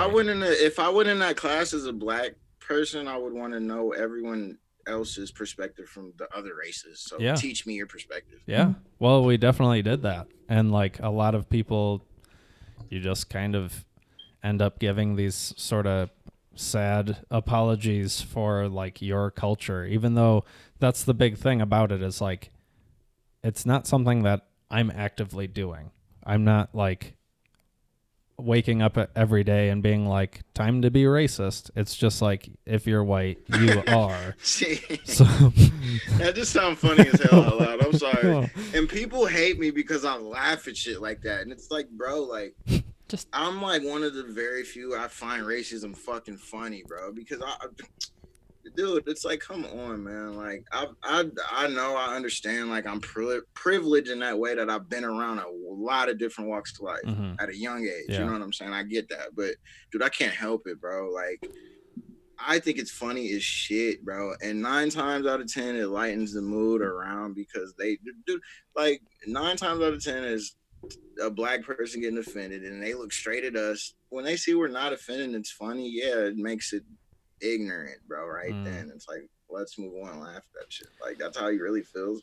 That's hilarious. Yeah, he must not have enough going on. That's the hard thing. Yeah, separating like jokes from reality. It's a lot of people have a really hard time taking jokes as jokes. That's unfortunate, but yeah, it's a little different. But I'm going way off board here, so we'll bring it back. We're just having fun, bro. We're on the same page. I was just thinking when you said time to be racist, like just cut that clip and like paste it everywhere. People that shit he's racist. That was funny, bro. That was funny. I thought it was funny. I don't know, like, if that's ignorant in itself, but I fucking thought that shit was funny, bro. We were talking about it in like an educational way. Yeah, like No, I mean, I'm glad it's funny, but yeah, I'm just making a point. It was funny, bro, because like I agree with you, bro, and that's so real. That's the humor in it, bro. That's a fucking real thing. Like, yeah, hell yeah, bro. I appreciate that shit, bro. Like, because a lot of people won't even have conversations like that, or even like attempt to, bro, because they're in their own feelings of their own perspective, and it's like that's kind of the problem too, right there. Like, bro, it should be something that should have been. We could talk about this. We're going through a lot right now. Yeah. You know what I'm saying? Like, I think we could talk about shit. I probably honestly would have avoided that conversation altogether before taking that class and like really realizing the impact. But like, I'm happy to talk about it because even though I don't know everything, I've got a much better idea of like my role and other people's role in that whole debate. So it makes it easier to not just be like, I don't know, let's talk about something else. Yeah. Like now at least I can own up to some of it. So it's all good. Dude, can I say something real quick? Yeah. It's funny to me, bro. This might not be funny, but so you remember earlier when you said like we used to like walk, we used to like say what's up to each other in the halls and shit? Yes. In high school, bro, when I first met you, it was a point where like I was like, yeah, he might be a little racist, bro. And it has nothing to do with you at all personally, bro. It was just like that school and shit. And just like my high school experience, bro, and me having like this pre-notion of like what was really going on. You know what I'm saying? Like me obviously thinking too much at certain points and shit, but bro, you were always cool as fuck, bro. For real, like you were, bro. You were always one of those dudes like that. Just yeah, they snuck up behind you. What? You're supposed to be laying down. I was looking for the thingy. All right, I'll come get you in a second. I'll be up there in a second, okay? bro. Anyways, man. Yeah, bro. Like I learned a lot in high school, bro. Like, and a lot of people that I've come in contact with have completely changed since then, bro. And like you were one of the very few, bro. Like you were still like cool, bro. Easy to talk to. You know what I'm saying? All the shit I just said, bro. Like that is what's up, bro.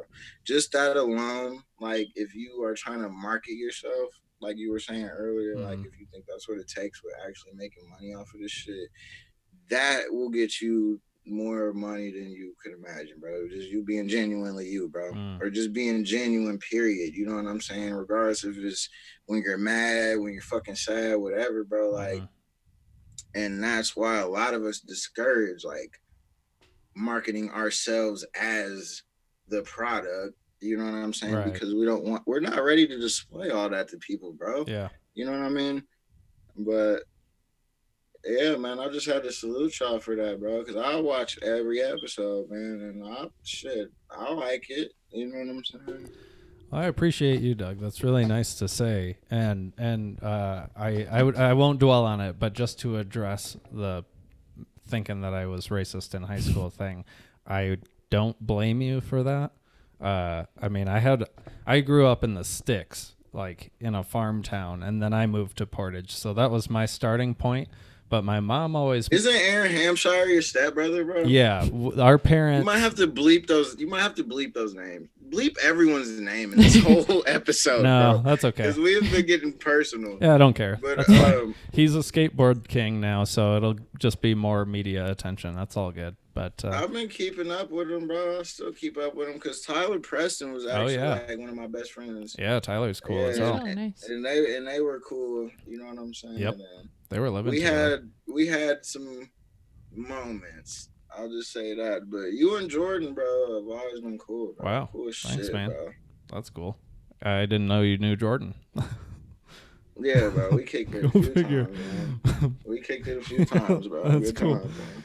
Yeah, yeah. But our mom always made a point to like, uh, I guess she was Puerto Rican, 100%. So she would always like make us spend time with her friends, and we always went to a church on the north side of Kalamazoo. So like, I always loved hip hop and rap growing up. So I think my brain and my body didn't match, and then what came out of my mouth probably sounded awful. So I apologize for however I No, you never was, and said like, anything. You never said anything, bro. But that's crazy that you said that, bro. I don't think our brain and our bodies are ever supposed to match, bro. yeah, And that's where the balance comes in, bro. yeah, You know what I'm saying? Like, so you shouldn't even feel no type of way, bro. We were kids, bro. yeah. Oh no, I Even at definitely, the end of the yeah. day, we were fucking kids, bro. Yeah. Like, Yep. I completely understand that, but I looked at you like a superstar in high school. I think we're the same age even though you were a grade below me, but like yep, your yep. athletic talents, I mean, in high school that's just like one thing that carries you to the top of the pack. If you're not good at athletics, you might just We forgot to tell your wife I was drinking this big ass gallon Oh because I don't yeah, want to look like a fucking I whiner. love wine. yeah. But If continue, you could bro. share Yeah, that. bro. You weren't the only one. It's a lot of people, bro. Yeah. And that affected my life, bro, in a weird way. Especially when I'm now back living in Kalamazoo and I run into these people, run into their parents, run into, you know what I'm saying? Yeah. It's weird, bro. For me, I don't know. Well, it's like Well, you're getting your ego patted by all of us. Like you're so awesome, and then I'm sure when you tore your ACL, that was probably like a huge. I don't want to say wake up call, but like a huge factor in the rest of your it life. was it was a wake up call because it made me have to realize that, dude, sports was going to be over anyways in probably 8 years. Mm. The average athlete, especially with football, bro, they would make it to like 28, Yeah. 29. Especially the positions I played, bro. They only make it to like 26, Right. bro. Yep. You know what I'm saying? It gave me an advantage at the end of the day. Like, Mhm. bro, like we're giving you, I got way more days to figure out what I had to figure out towards what it really was I was trying to do. And when it comes to film, bro, look at what's his name? Clint Eastwood. He's making movies and he's fucking 90, Yeah, bro. yeah. Like, come on, man. I heard Clearly, it's I made the right decision in that department. yeah. You know what I'm saying? I heard that recent one Longevity. was really bad, but I mean, still, he's doing it. And He got paid, didn't he? Well He said. got fucking paid. Well said. Well said. I have no rebuttal. He's getting his balls rubbed still instead of getting his ass wiped, bro. He's fucking. That's dope, bro. That is dope. Just that alone, his life, bro. He's living still. Well said. Yeah, I think it just adds like. I've always been impressed that you've had that entrepreneurial spirit to just be out there recording. I mean, I've seen like clips from a long time ago that you had videos up of, like I think Young Jeezy even, and that was a long time ago. And I'm thinking, wow, this is somebody Yeah, I filmed Young Jeezy like 3 times. That's I mean, and we passed each other in the halls, and now you're like have a solid career where you're sticking to one thing and you're growing it, and every year it's just getting bigger. It's pretty amazing when you really could have just fallen out when you tore your ACL and just kind of given up, but you've made every step of your path into building you into a better person. It's pretty awesome, man. I appreciate it, bro. I mean, you get one life, bro. What you gonna do? You gonna go this way or that way? You got a decision. That's the one thing that football taught me is adversity and like placing yourself. You know what I'm saying? Fighting, bro. Mm-hmm. Like I wasn't just playing sports for look at me. I really loved the game, bro. Mm-hmm. And I took that shit with the next shit I did. You know what I mean? Like I still have that mentality, bro. I wake up every day at 4 a.m. like it's probably a motherfucker editing right now already. Let me get up and edit, bro.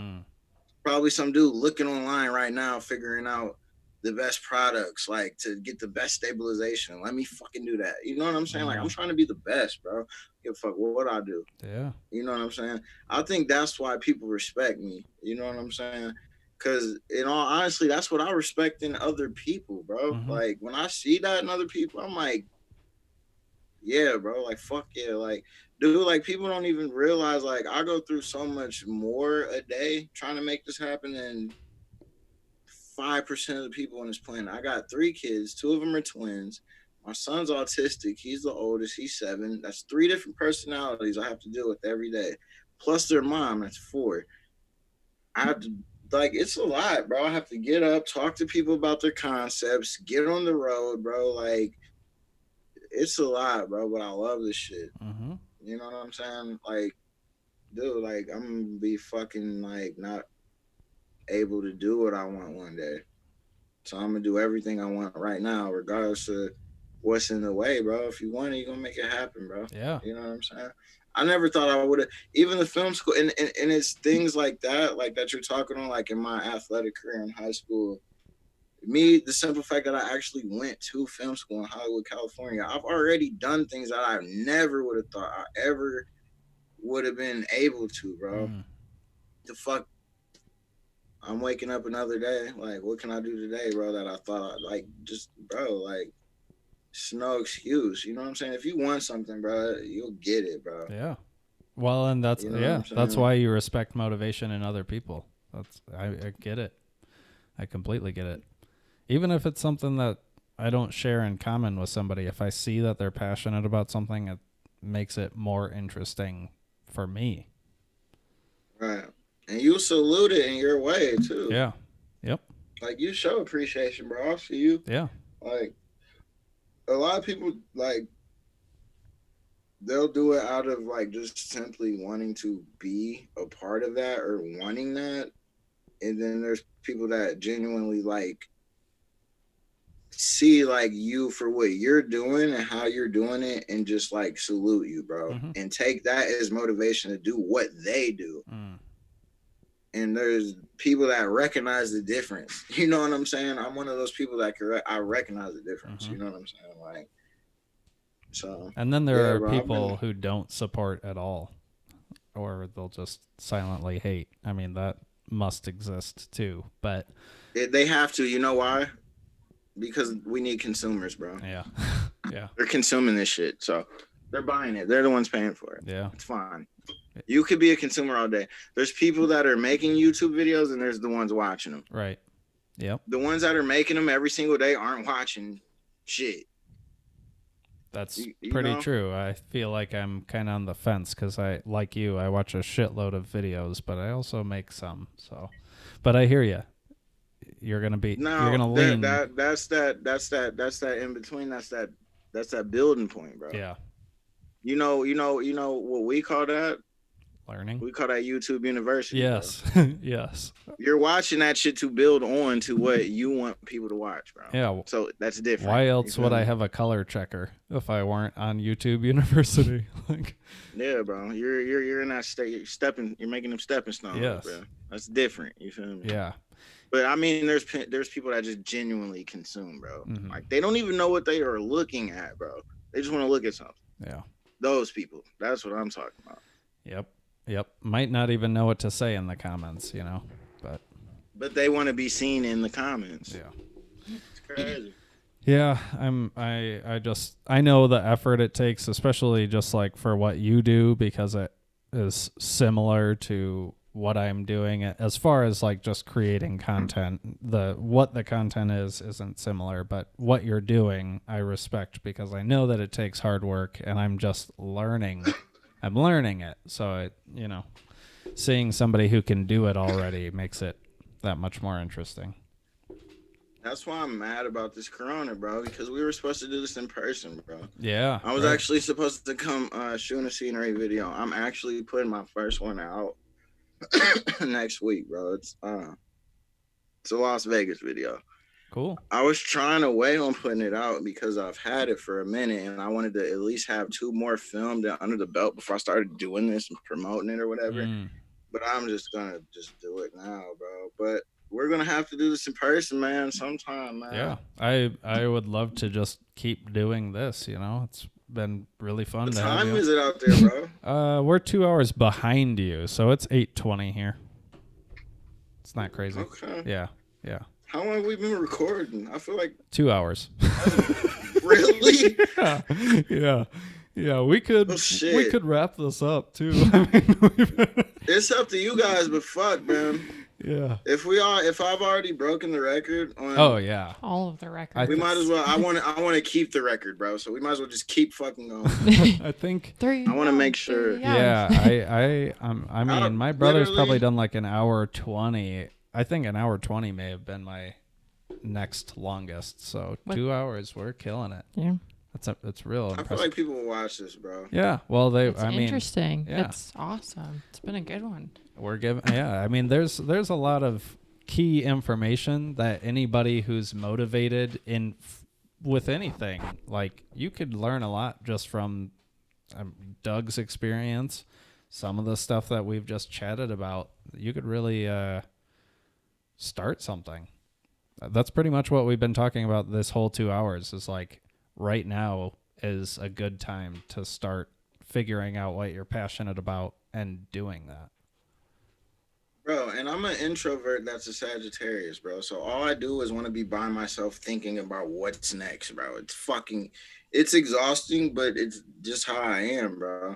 And when you get with another person like that, as you said earlier, you're an introvert. Both of you are kind of even enjoying your time in the house, bro. You actually appreciate talking when you're actually talking about something, not just how you doing. And that's even funny now, bro. I've been in the fucking grocery store and I actually have time to listen to how these people's day are when I say, how do you doing? Mm-hmm.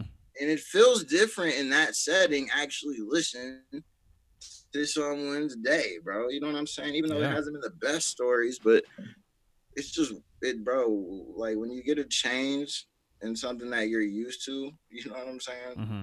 Like that you felt like needed a reset button anyways. You see like the good out of all the things you were trying to be negative about before in that setting, bro. It's fucking weird, bro.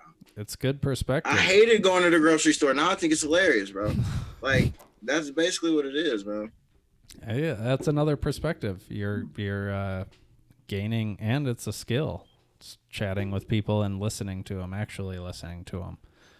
Yeah, I can't chat with people, random people. Like the mailman will say, "Hey, how's it going?" I'm like, Yeah, it depends. Not everybody's as good at it. And like, I don't mind talking to people. I just don't like to be the one to start it. Like, I That's don't fair. like going out of my way to be like, hey, what, like, want to talk? But if somebody just starts talking, that's where I step it. That's why I'm a therapist. I just listen. I'm good at listening. So you do the talking. The way you just said want to talk, You don't. people make me feel like that when they're talking, bro. Like, that's crazy. Yeah, dude. Fuck it, bro. That's funny. Yeah, you ready for this? I'm trying not to laugh at shit that I think shouldn't be funny, but it's fucking funny. No, you laugh at what you think is funny. That's how laughing works. Trying to be sensitive, man, Yeah. because it's like, bro, you never know who's listening with stuff like this. I gotta don't know. be sensitive. What? Isn't that what we are? We're too. Do you think we're too sensitive nowadays, bro? Yes. Yep. I mean, we're sensitive. I think being sensitive to a point is good, but beyond, I love humor, and at a point, sensitivity interferes with humor, and that's what I don't like. Like you were saying earlier, just like friends making racy jokes and stuff. That's funny. Funny is funny. You're not actually hurting somebody, but yeah, now it's like too dangerous. The intent, bro. Yeah, exactly. It's the intent. Exactly. The intent, and then the intent doesn't matter after the result is then surface, bro. Like the intent is out the window, Yep. bro. It depends on who's spreading the news. They control the story, but luckily we're small enough that there will be no story outside of For now. what people hear. Yeah, for now. But Just the one clip of you saying, yeah, What time to was be it? racist, and I'll Racist. have Doug on the screen. That was hilarious, bro. I feel like that should be like The title of the the episode. headline once we're getting on a racist topic every time. could- Like, all right, time to be racist. Should that be like, the title of the episode? oh, Why not, bro? Fuck, I'm all about controversy, bro. Like, and that's the thing, like, bro, like that's how I am. I'm lighthearted, bro. I don't Yeah. take offense to really anything, bro. Like, you have to really like physically like touch me or my kids, bro, for me to even get like there like that. Yeah. You know what I'm saying? I- Like, I'm perfectly like capable of knowing like one comment. I'm not gonna let that alter my life unless I let it alter my life, bro. It's a fucking comment, Mhm. bro. I feel like we're a lot more alike than I would have ever guessed. We went to Porter Central, bro. Fucking, it was a wash house, bro. We were brainwashed, bro. You didn't realize that yet? Yeah, but I mean, there are a lot of people we went to school with who we are not alike. I mean, just in what you said, you'd have to touch your kids or you to actually get upset. You know how many people we went to school with who you could just like say that They killed themselves already. yeah, their jeans are too tight or something, and then it's like they're trying to fight. Yeah, I don't know. Dude, that alone, do you realize like how uncommon that is? That we literally like went to high school when people were overdosing and dying, bro. Like, Oh yeah. that's not like a common thing, bro. Like, that's why I can't wait until it's time for me to tell my story, because the movie's gonna be fucking like, my life story is gonna be nuts. Let alone put in fucking cinematic format. Yeah. This is gonna be crazy, bro. You should hire me to Seriously. record the documentary style version of it. Honestly, I'm gonna need you, bro. We were already planning on that. You might have to cut this part out, but Well, seriously, like me, I was only trusting my sister to fucking film it, bro. mm, Because I don't want people to film the shit that don't know, and then they start filming and they're like, oh shit, this actually is fucking something. And it's like, no, this is my fucking life, bro. yeah. You know what I'm saying? Yeah, that's, I mean, literally what I'm trying to make this whole business about, is because everybody's got a story and it's all different. So why not give somebody the opportunity to share Dude, it? me and Brett Forrester's conversations alone in the fucking corners of that school Wow. would send chills up your fucking spine, bro. I could believe that. Seriously, As a football bro. coach. Like, seriously, bro. It would fuck you up, bro. He was a hardcore alcoholic, bro. I heard he was a weird dude. I heard he was a pretty weird Weird, dude. man. Weird. He was a fucking pedophile, bro. That's what I heard. I'm not even gonna. That's what I heard. Wow. No, he never touched me, bro. Don't even. Yeah. It's not that crazy, Yeah. but just the shit he said to me, dude. Like, Creepy it was stuff. a reason I went and played my senior year back in Ohio, where I was fucking from. Bro. fucking was out of there, dude. Well, definitely save some of that hotness for your life story, because there are going to Oh be people man, interested in that. I got stories, bro. Me and Alex, bro. I'm gonna spill this, bro.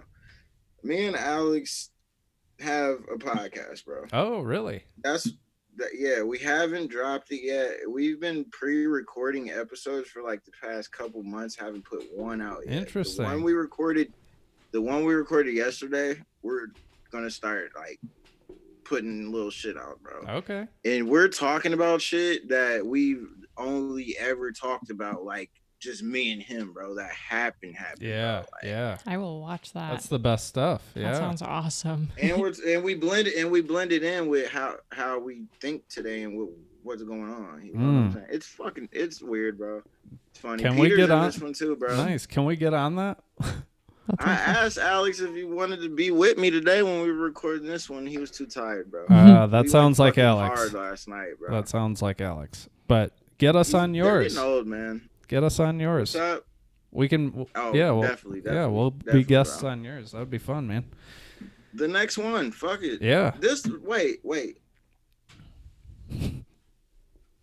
I don't want to like mix your episodes up, but I was gonna say like I could use this for promo for ours to bring it on our next one, bro. If you want. Yeah, you could. And I mean, I'll just put it in the description that you guys have a podcast too, so to keep an eye out for it. But what's the name of it? What are you calling it?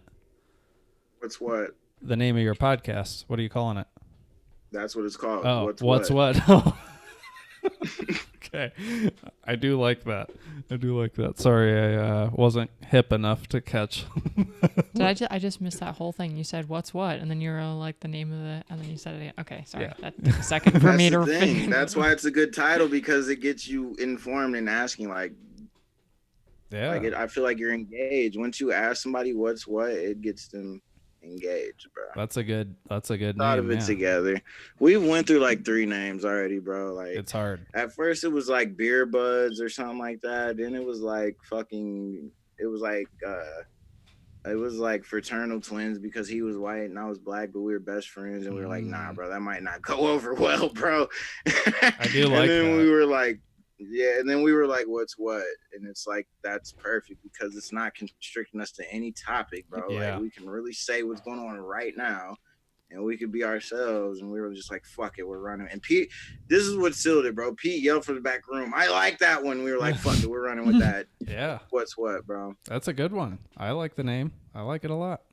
It was hard to come Fraternal up twins, with the bro. names. You don't think that would have been like? You don't think people would have been offended with that, bro? Fraternal I twins think is like a white dude, a black dude. I think if they're offended, they're not the type of person who needs to be listening anyway. I mean, that's just a good name. But what's what is But it was also just a like good 2 name. people that come from completely different walks of life that have the same fucking mindset, bro. Yeah. I don't like both of the names, so you couldn't go wrong with either, honestly. But yeah, what's what is good. I'm into that. I think it'd be fun to listen to you and Alex. So I look forward to it. Well, you're actually about to see it tomorrow, bro. Cool, man. Nice. I look forward to hearing it. It's going to be fun. Because as soon as I get done with you guys, I'm going to do your clips, send them to you, and then I'm finishing me and Alex's and dropping the promo in the morning, boy. Cool. It's going to be nice. Yeah, It's going to man. be funny, bro. That's good. Did you end up getting any of the equipment from the list, or did you just have the stuff that you needed? Hold on. I'm coming. I'll be there in a second. Here I come. That's Sydney. She's my daughter, my middle one. Like I said, I have twins. She was the first twin. She's the one most like me. I usually put her to bed every night I'm here. She's waiting on me. That's why she's still awake. She's the only one awake. Well, all right, man. Yeah, we can. I mean, what were you saying, bro? My fault. I was talking up your podcast. You're asking what kind of equipment, if you had to get anything extra for No, that's not even important. Eh. That's whatever. You guys got the equipment you need. That's awesome. we came up with something, bro. And I'm gonna just say we're about to upgrade, because the thing was, right when I was ready to order that shit, this happened, bro. So I can't order anything really. I tried to even get a mic, additional mic for my other camera that's in front of me right now, which I can't see. And they were like, yeah, Sony's not shipping anything, bro. I'm like, dude, like, this is serious, bro. I know, man. I'm waiting on like a good key light, or a main light, actually. That's I also have shit that's just stuck in Amazon. Like I ordered it a month ago and it's like it'll be here in 2 days, and then all of a sudden it's like it'll be here at the end of April. I'm like, oh, cool. Guess I Yeah, just gotta and that's wait. what they say. That's the thing too. That's why I was like, I'm just waiting. Yeah. But we made it. We made it work, bro. Yeah. We made it work, bro. It's awesome. I think it'll be good enough with this first one to be. It might even be the first couple ones like this because I don't know how long it's gonna be. I need specific stuff. You know what I'm saying? Mm-hmm. But you guys will like it. I think you guys will like I it. will like it. Yeah. And I mean, this has come a long way in 30 episodes. Started. How you guys feel about marijuana? Because I keep rolling to the side. Oh yeah, no, I feel like people are like, "What is he doing?" I feel great about it. I think most people probably know what you're doing. When they heard the grinder hit the ground, they're probably like, "Yep, we're recreational here, bro. If that matters, bro. Yeah. This shit I actually grew myself, dude. Oh wow, congrats, Nice. That's cool. We can have fucking 12 plants. Wow. This was my first grow. That's more than we can have in Colorado. Actually, it's only 6 here. It's pretty Well, surprising. we can only have weed. You guys can have like everything else, right? Oh yeah, I guess so. All the That's the deal breaker. accoutrement. Yeah, but yeah, no. We can we're cool only with it. have weed. But I think I did pretty good, bro, my first time. But this is like what I want to say about it, bro. Yeah, I grew it like because at first I was like, yeah, I want to have my own weed, bro. That'd be dope. I actually like started getting into agriculture, bro, doing this shit. I was like, bro, I want to grow some tomatoes now, some fucking jalapenos. I'm like, what's wrong with me, bro? Like, Truly a gateway drug. Yeah, gateway drug. Yeah, exactly. A great one. Yeah. Dude, yeah. And then like I was like, this is the perfect time, bro, because people are going to the fucking grocery store with gloves and masks on. I don't even know who's fucking shipping this shit. Yeah. We need to grow our own shit. My first grow turned out pretty good, man. I'm sorry. Yeah, congrats, man. That's awesome. It's a huge step for Michigan to make it legal recreational. I'm glad they did that. That's dope, right? Yeah. About time, I would say. But I flew all the way to Vegas before they did just to smoke on the street, bro. I don't even think it's legal to smoke on the street in Vegas. Vegas actually makes it kind of difficult. Or, well, their laws make it difficult. They say, like, you can't even smoke in a hotel or whatever. So it's like, you could smoke, like, walking on the main strip, but not in any of the lobbies or anything like that. Oh, wow. I didn't even know that. That's interesting. At least when I did it, bro, it was right when they made it recreation, bro. Wow. They might have changed it. They might have tightened up. I'm not sure. I feel like you can. I feel like I've been looking at the wrong camera this whole time. I'm sorry. Oh, you're all good. But I feel like walking around on the strip, you can do essentially whatever you want. Like smoking, drinking. You can have drinks. Why not smoke? Yeah, I don't know. That's fair. You guys been there? Yeah. We went there for our honeymoon. We went there for our honeymoon and on just vacation once. Yeah, but we didn't even go to the strip when we were there. We're just like we said, bums. introverts. We're chilling. We're hanging out. You went to all the nice shit. We're hanging out by the pool. We're like staying at a nicer place far away from the strip. Yeah. Going to Panera Bread for breakfast. They actually have like nice shit. Like, yeah. Nice restaurants, nice like lobbies that have like cocktails you can sit down and bro, it's like you gotta look for it, but like Vegas has a whole nother side to it you wouldn't even expect. Yeah, maybe we could all go there and record a project together sometime. Nice. Why was I always thinking that? Like, yeah. And what's crazy is my homie, bro. You know who Ray Marshall is? Yeah. That's my homie, bro. He actually, I don't know where he's at now. I haven't talked to him in a couple months. Gotta see what's up with him. What's up, Ray? If you watching this shit. He's always supported my film shit, bro. Cool. Which was sick because every time I go out there, I see him, bro. Last time, he was running the Hollywood suite, and it was my other homie's wedding, and that's why we were there. And we actually, Ray got him like the Lucy Lou suite on like the second floor, the second to the top floor. Wow, like, that's cool. Yeah, bro. So we could get into some stuff, man, out there. That would be fun. We just need someone to show us where all the cool shit is. Yeah. You show us around. I know Ray in passing, but I haven't talked to him in forever. Oh, that's my homie, bro. Yeah, that would That's be. my homie. We would go out there and y'all would get to know each other real well, man. That would be fun, man. Not like that. I feel like everything I It say doesn't is have. taking a. No, it doesn't have to be. You're the one twisting it. Yeah, it's I good. just forget like there's different people listening to this conversation that would take shit totally different. I'm like, yeah, that could have been left. If anybody's still listening 2 hours and 15 minutes in, then they can take it however they want to take it. Bro, I love gay people though, bro. Like, so it's like you can take it how you want, bro. My first cousin's gay. Like, Yeah. my girl's best friend, one of her best friends, is gay. I love gay people, bro. It's not that, bro. I just don't want y'all to think I'm just not gay. That's okay. I don't think anyone thinks you're gay. Dude. They're like, he's a filmmaker. No. He's gay. He's a black filmmaker. He's gay. No, I haven't heard that one I'm just yet. a nice guy. Dude, they think every black filmmaker's gay. You never heard that? No, I've never heard that before. Damn, bro. Yeah, bro. They think all the good ones, bro, they're gay, bro. Oh. It's not true, bro. We just are nice people, bro. We're happy. We're fucking happy people, bro. Well, shit. I'm glad I knew you already. I didn't have to come up with gay. it. Yeah, I didn't have to assume you were gay. Thankfully. But yeah, man, that would be fun to work on a project together sometime. We could make something happen. What you thinking, bro? We need to do a wedding or something nuts. A Vegas wedding. Oh. What if we? Oh my God, we could get so rich. What if we were the dudes known for shooting Vegas weddings, bro? Wow, that'd be pretty crazy. Yeah, it would be. That's pretty cool. crazy. I like that though. I'll move to Vegas. And then once we like get known for that, we start documenting us doing that, which is a whole nother brand, bro. Did you know how much like in Vegas, there are so many places in Vegas that look so extravagant. So if you build a portfolio with wedding photos in those locations, it's already going to make your value go up because everything looks awesome. It'd be a pretty lucrative or if we business. just cornered the market, bro. Everywhere that there's somewhere to get married in Vegas, we're the dudes that film this shit. Yeah. Yeah. People just hammered as hell. And they're like, we need it recorded. I'm there. We would actually have to like live there, which would kind of fucking suck. That would kind of suck. I got kids and you're married, but it would have to be fine. rich, bro. That's fine.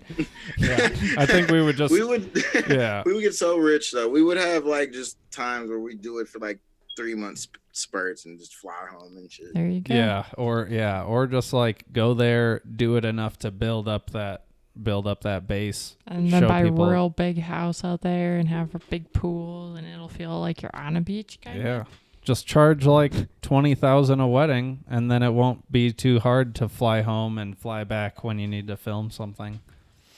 You know what's so sick that no one's thought about? You could literally build your own island in Vegas, bro. What? Because they have deserts, right? Yeah. And you could just buy enough of the land, but like put your shit like in the middle of the land and have the rest of it still be the desert, bro. And then we could just go fucking crazy with filming shit out there, bro. Well, that sounds like a Fantasy Factory sort of situation. That sounds awesome.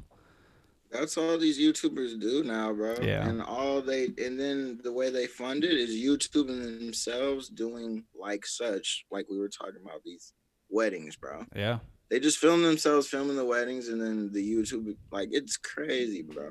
I'm gonna send you some links how these people are doing it nowadays, man. Yeah. I don't know if you've heard of like Logan Paul, fucking Jake sure. Paul, fucking what's his name, bro? David. What's his name? Yeah, Dabrowski or something. Yeah, That's Dobrik. all they fucking do. Yeah, that's him. That's all. That's literally that's how they started, and it was working so well. They just like keep that same theme no matter how much money they get, bro. Yeah. Like it's still that's the plot of their fucking, because that's what works, bro. Consistency. And that's basically what me and Alex have been doing, bro. We just started it back up. We were like, fuck it, bro. We're gonna reclaim our throne with this shit, man. That's cool, man. I look forward to hearing your podcast. You got to get us on, and in the meantime, I mean, we should just stay in touch and try and think of things that we could make happen from a distance. We definitely will. Yeah. We just made a 3-hour podcast happen, man. It's long as hell. It's 2 hours and 20 minutes. That's pretty pretty long. I think. I know you guys got lives, man. My daughter keeps Yeah. fucking me up for me. No, I think. I feel like a salad, so Nice. We just gotta have dinner, and that's about it. But yeah, man, I really appreciate that we were able to do this. Thank you for coming on, man. Thanks for reaching out and asking about it and supporting. It's I've awesome. been waiting. I'm about to fucking market the shit out of your fucking.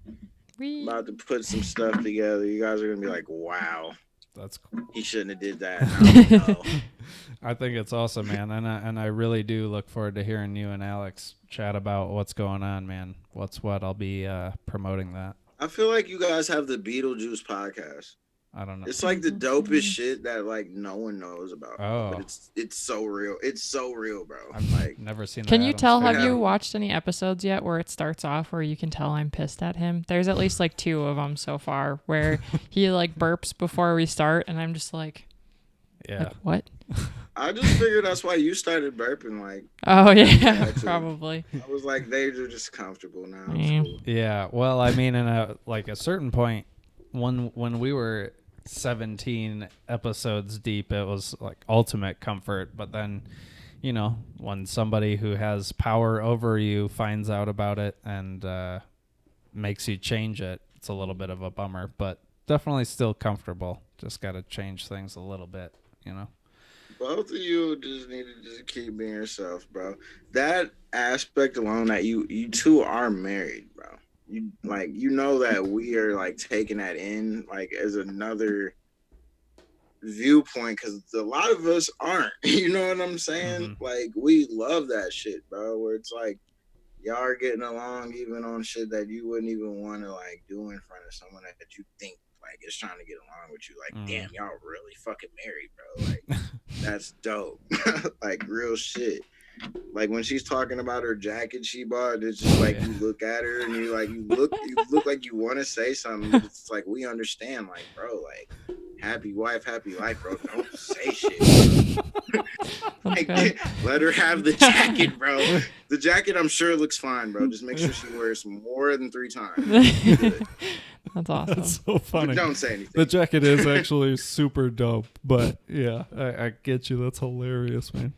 Bro, look, that's why when I messaged you and I was like, bro, the adults that watch your shit, like, you don't have to go into detail on what y'all are talking about. We Right. already, like, we're there with you, bro. So just talk, bro, because we like a lot of that stuff. We do want to hear that shit. That's the audience. That's when you start building your audience, bro. Be genuine, bro. Yeah. Like, seriously, you guys are doing good, bro. Keep doing it, man. I hope I helped out today. You guys have helped me because I have got 2 hours away from my fucking kids and I got to drink some wine without Taylor yelling at me. She's gonna be pissed and watch this whole episode and be like, "You didn't even say anything about." Like, there was so much. She gave me plot points, bro. She wanted me to touch on with my film shit, and I'm sure I missed like half of them. So Well, sorry, Taylor. I mean, I would love to do another episode with you soon, Doug. This has been, I mean, Really there's fun. a reason why this is our longest episode. It's because we've enjoyed it. It's fun, Yeah, bro. So, I had fun, man. I appreciate it. yeah, man. Thanks again. I'll just wrap this up, but I really appreciate it. It's been a lot of fun. Check out What's What coming soon, or Fraternal Twins, depending on what the name ends up being. But we'll say What's We What. might have to change it now. We'll Shit. yeah, we'll leave it up to Doug to come out with it, but keep an eye on it. Follow Doug wherever. Yeah, Doug, do you want to promote your handles?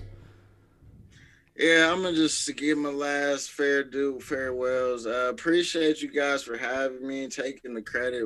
I always want to ask, which one of you are taking the damn credit? So that actually, I'm the breadwinner, so I guess me. when Nice. when we started the podcast, it was myself and our roommate, my friend Nick, and we were trying to figure out what the name was going to be. And early on, I was like, I would love to have people send in music that they make, like clips that they make, stuff that we could promote artistically. And he was like, yeah, man, and we'll just take the credit. And I thought, oh, That's how it started. Yeah, Oh my take the god. credit. So, A Ponzi scheme. Yeah. That's so sick.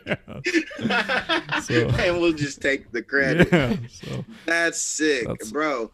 it makes sense though because you guys are married and you two are still trying to figure out who's taking the credit for all this shit. It's an ongoing battle. Yeah. It's beautiful. For the It's a beautiful podcast, ongoing battle. I take the credit for everything else in life. Kirsten gets it. So I think that's how it lands. But yeah, man, thanks again for being on it. Episode 30. It's awesome. We're breaking records. That's Taylor. You see her? I don't want to be have a vegetable in my nose. Well, I'm gonna bring her on the next episode. Yeah, man. Yeah, and we'll need because she wants to start podding too, but I've been trying to convince That's her what you for guys like call it? Poddins. That's what I call it. I thought the same thing. I've been trying to convince her, bro, for years, man. I don't know.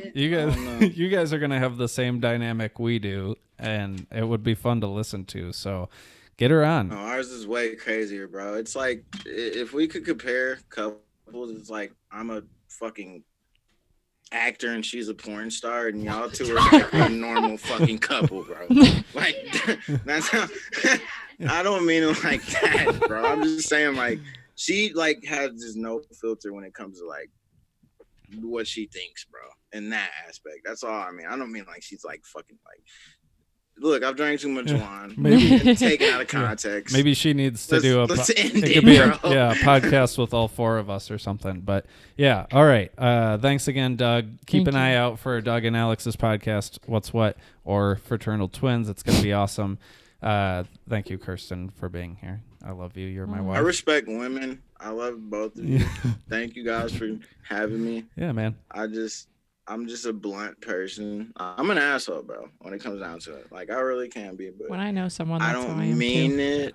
No, that's I don't mean it. My humor is very dry. You really have to kick with me to know that. I'm a good person, bro. That's the thing. That's why she was laughing. She knows it was a joke. You got to be comfortable with somebody to let it out. So it's good. And but that's what I was saying. Like, she's blunt like that too, and people aren't used to a beautiful woman being like that. And I'm just like, gotta prepare y'all. Like, if she's gonna be on here, she's gonna say some shit that you would not expect her to say, and that's fine. Yeah, I think we would like that actually a lot. So yeah, let's do that. And then we'll have another one with you and Alex, or we can jump on to your guys' podcast and do it that way. I mean, we're gonna make it all happen. Yeah, don't worry, bro. Yeah, man. I'm glad that we did this, and I'm looking forward to everything that's gonna come from it. So again, thanks, Doug. Appreciate you, man. I gotta know. So since I've been looking at you guys this whole time, am I like literally looking straight at you right now? Right now, yes. Most of the time, you've been looking at the wrong camera the whole time. It's all good. Sorry, guys. No, sorry. It's okay. Next time it'll be fine. Yeah. It's all right. We'll live. I think people will understand. But thanks, man. Good night, y'all. Appreciate y'all for having me. Dougie Funds Films on Facebook. Dougie Funds BNF on Instagram. Dougie Funds. I gotta look at the back of my teeth to remember. Dougie Funds on fucking Twitter. I don't even get on Twitter, so whatever. I'll fix that. Yeah. Appreciate you guys, man. Thank you for having me. Yeah, bro. You guys are beautiful. Looking forward to seeing this, man. Looking forward to see how much of an ass I made myself. No, thank you. It's perfect. It'll come out soon, so keep an eye out. But yeah, take care, Doug. We'll talk to you soon, man. Yeah, stay safe. Thank you. Thanks, my dude. Yeah. Thank you. See you, bro. Peace. Bye.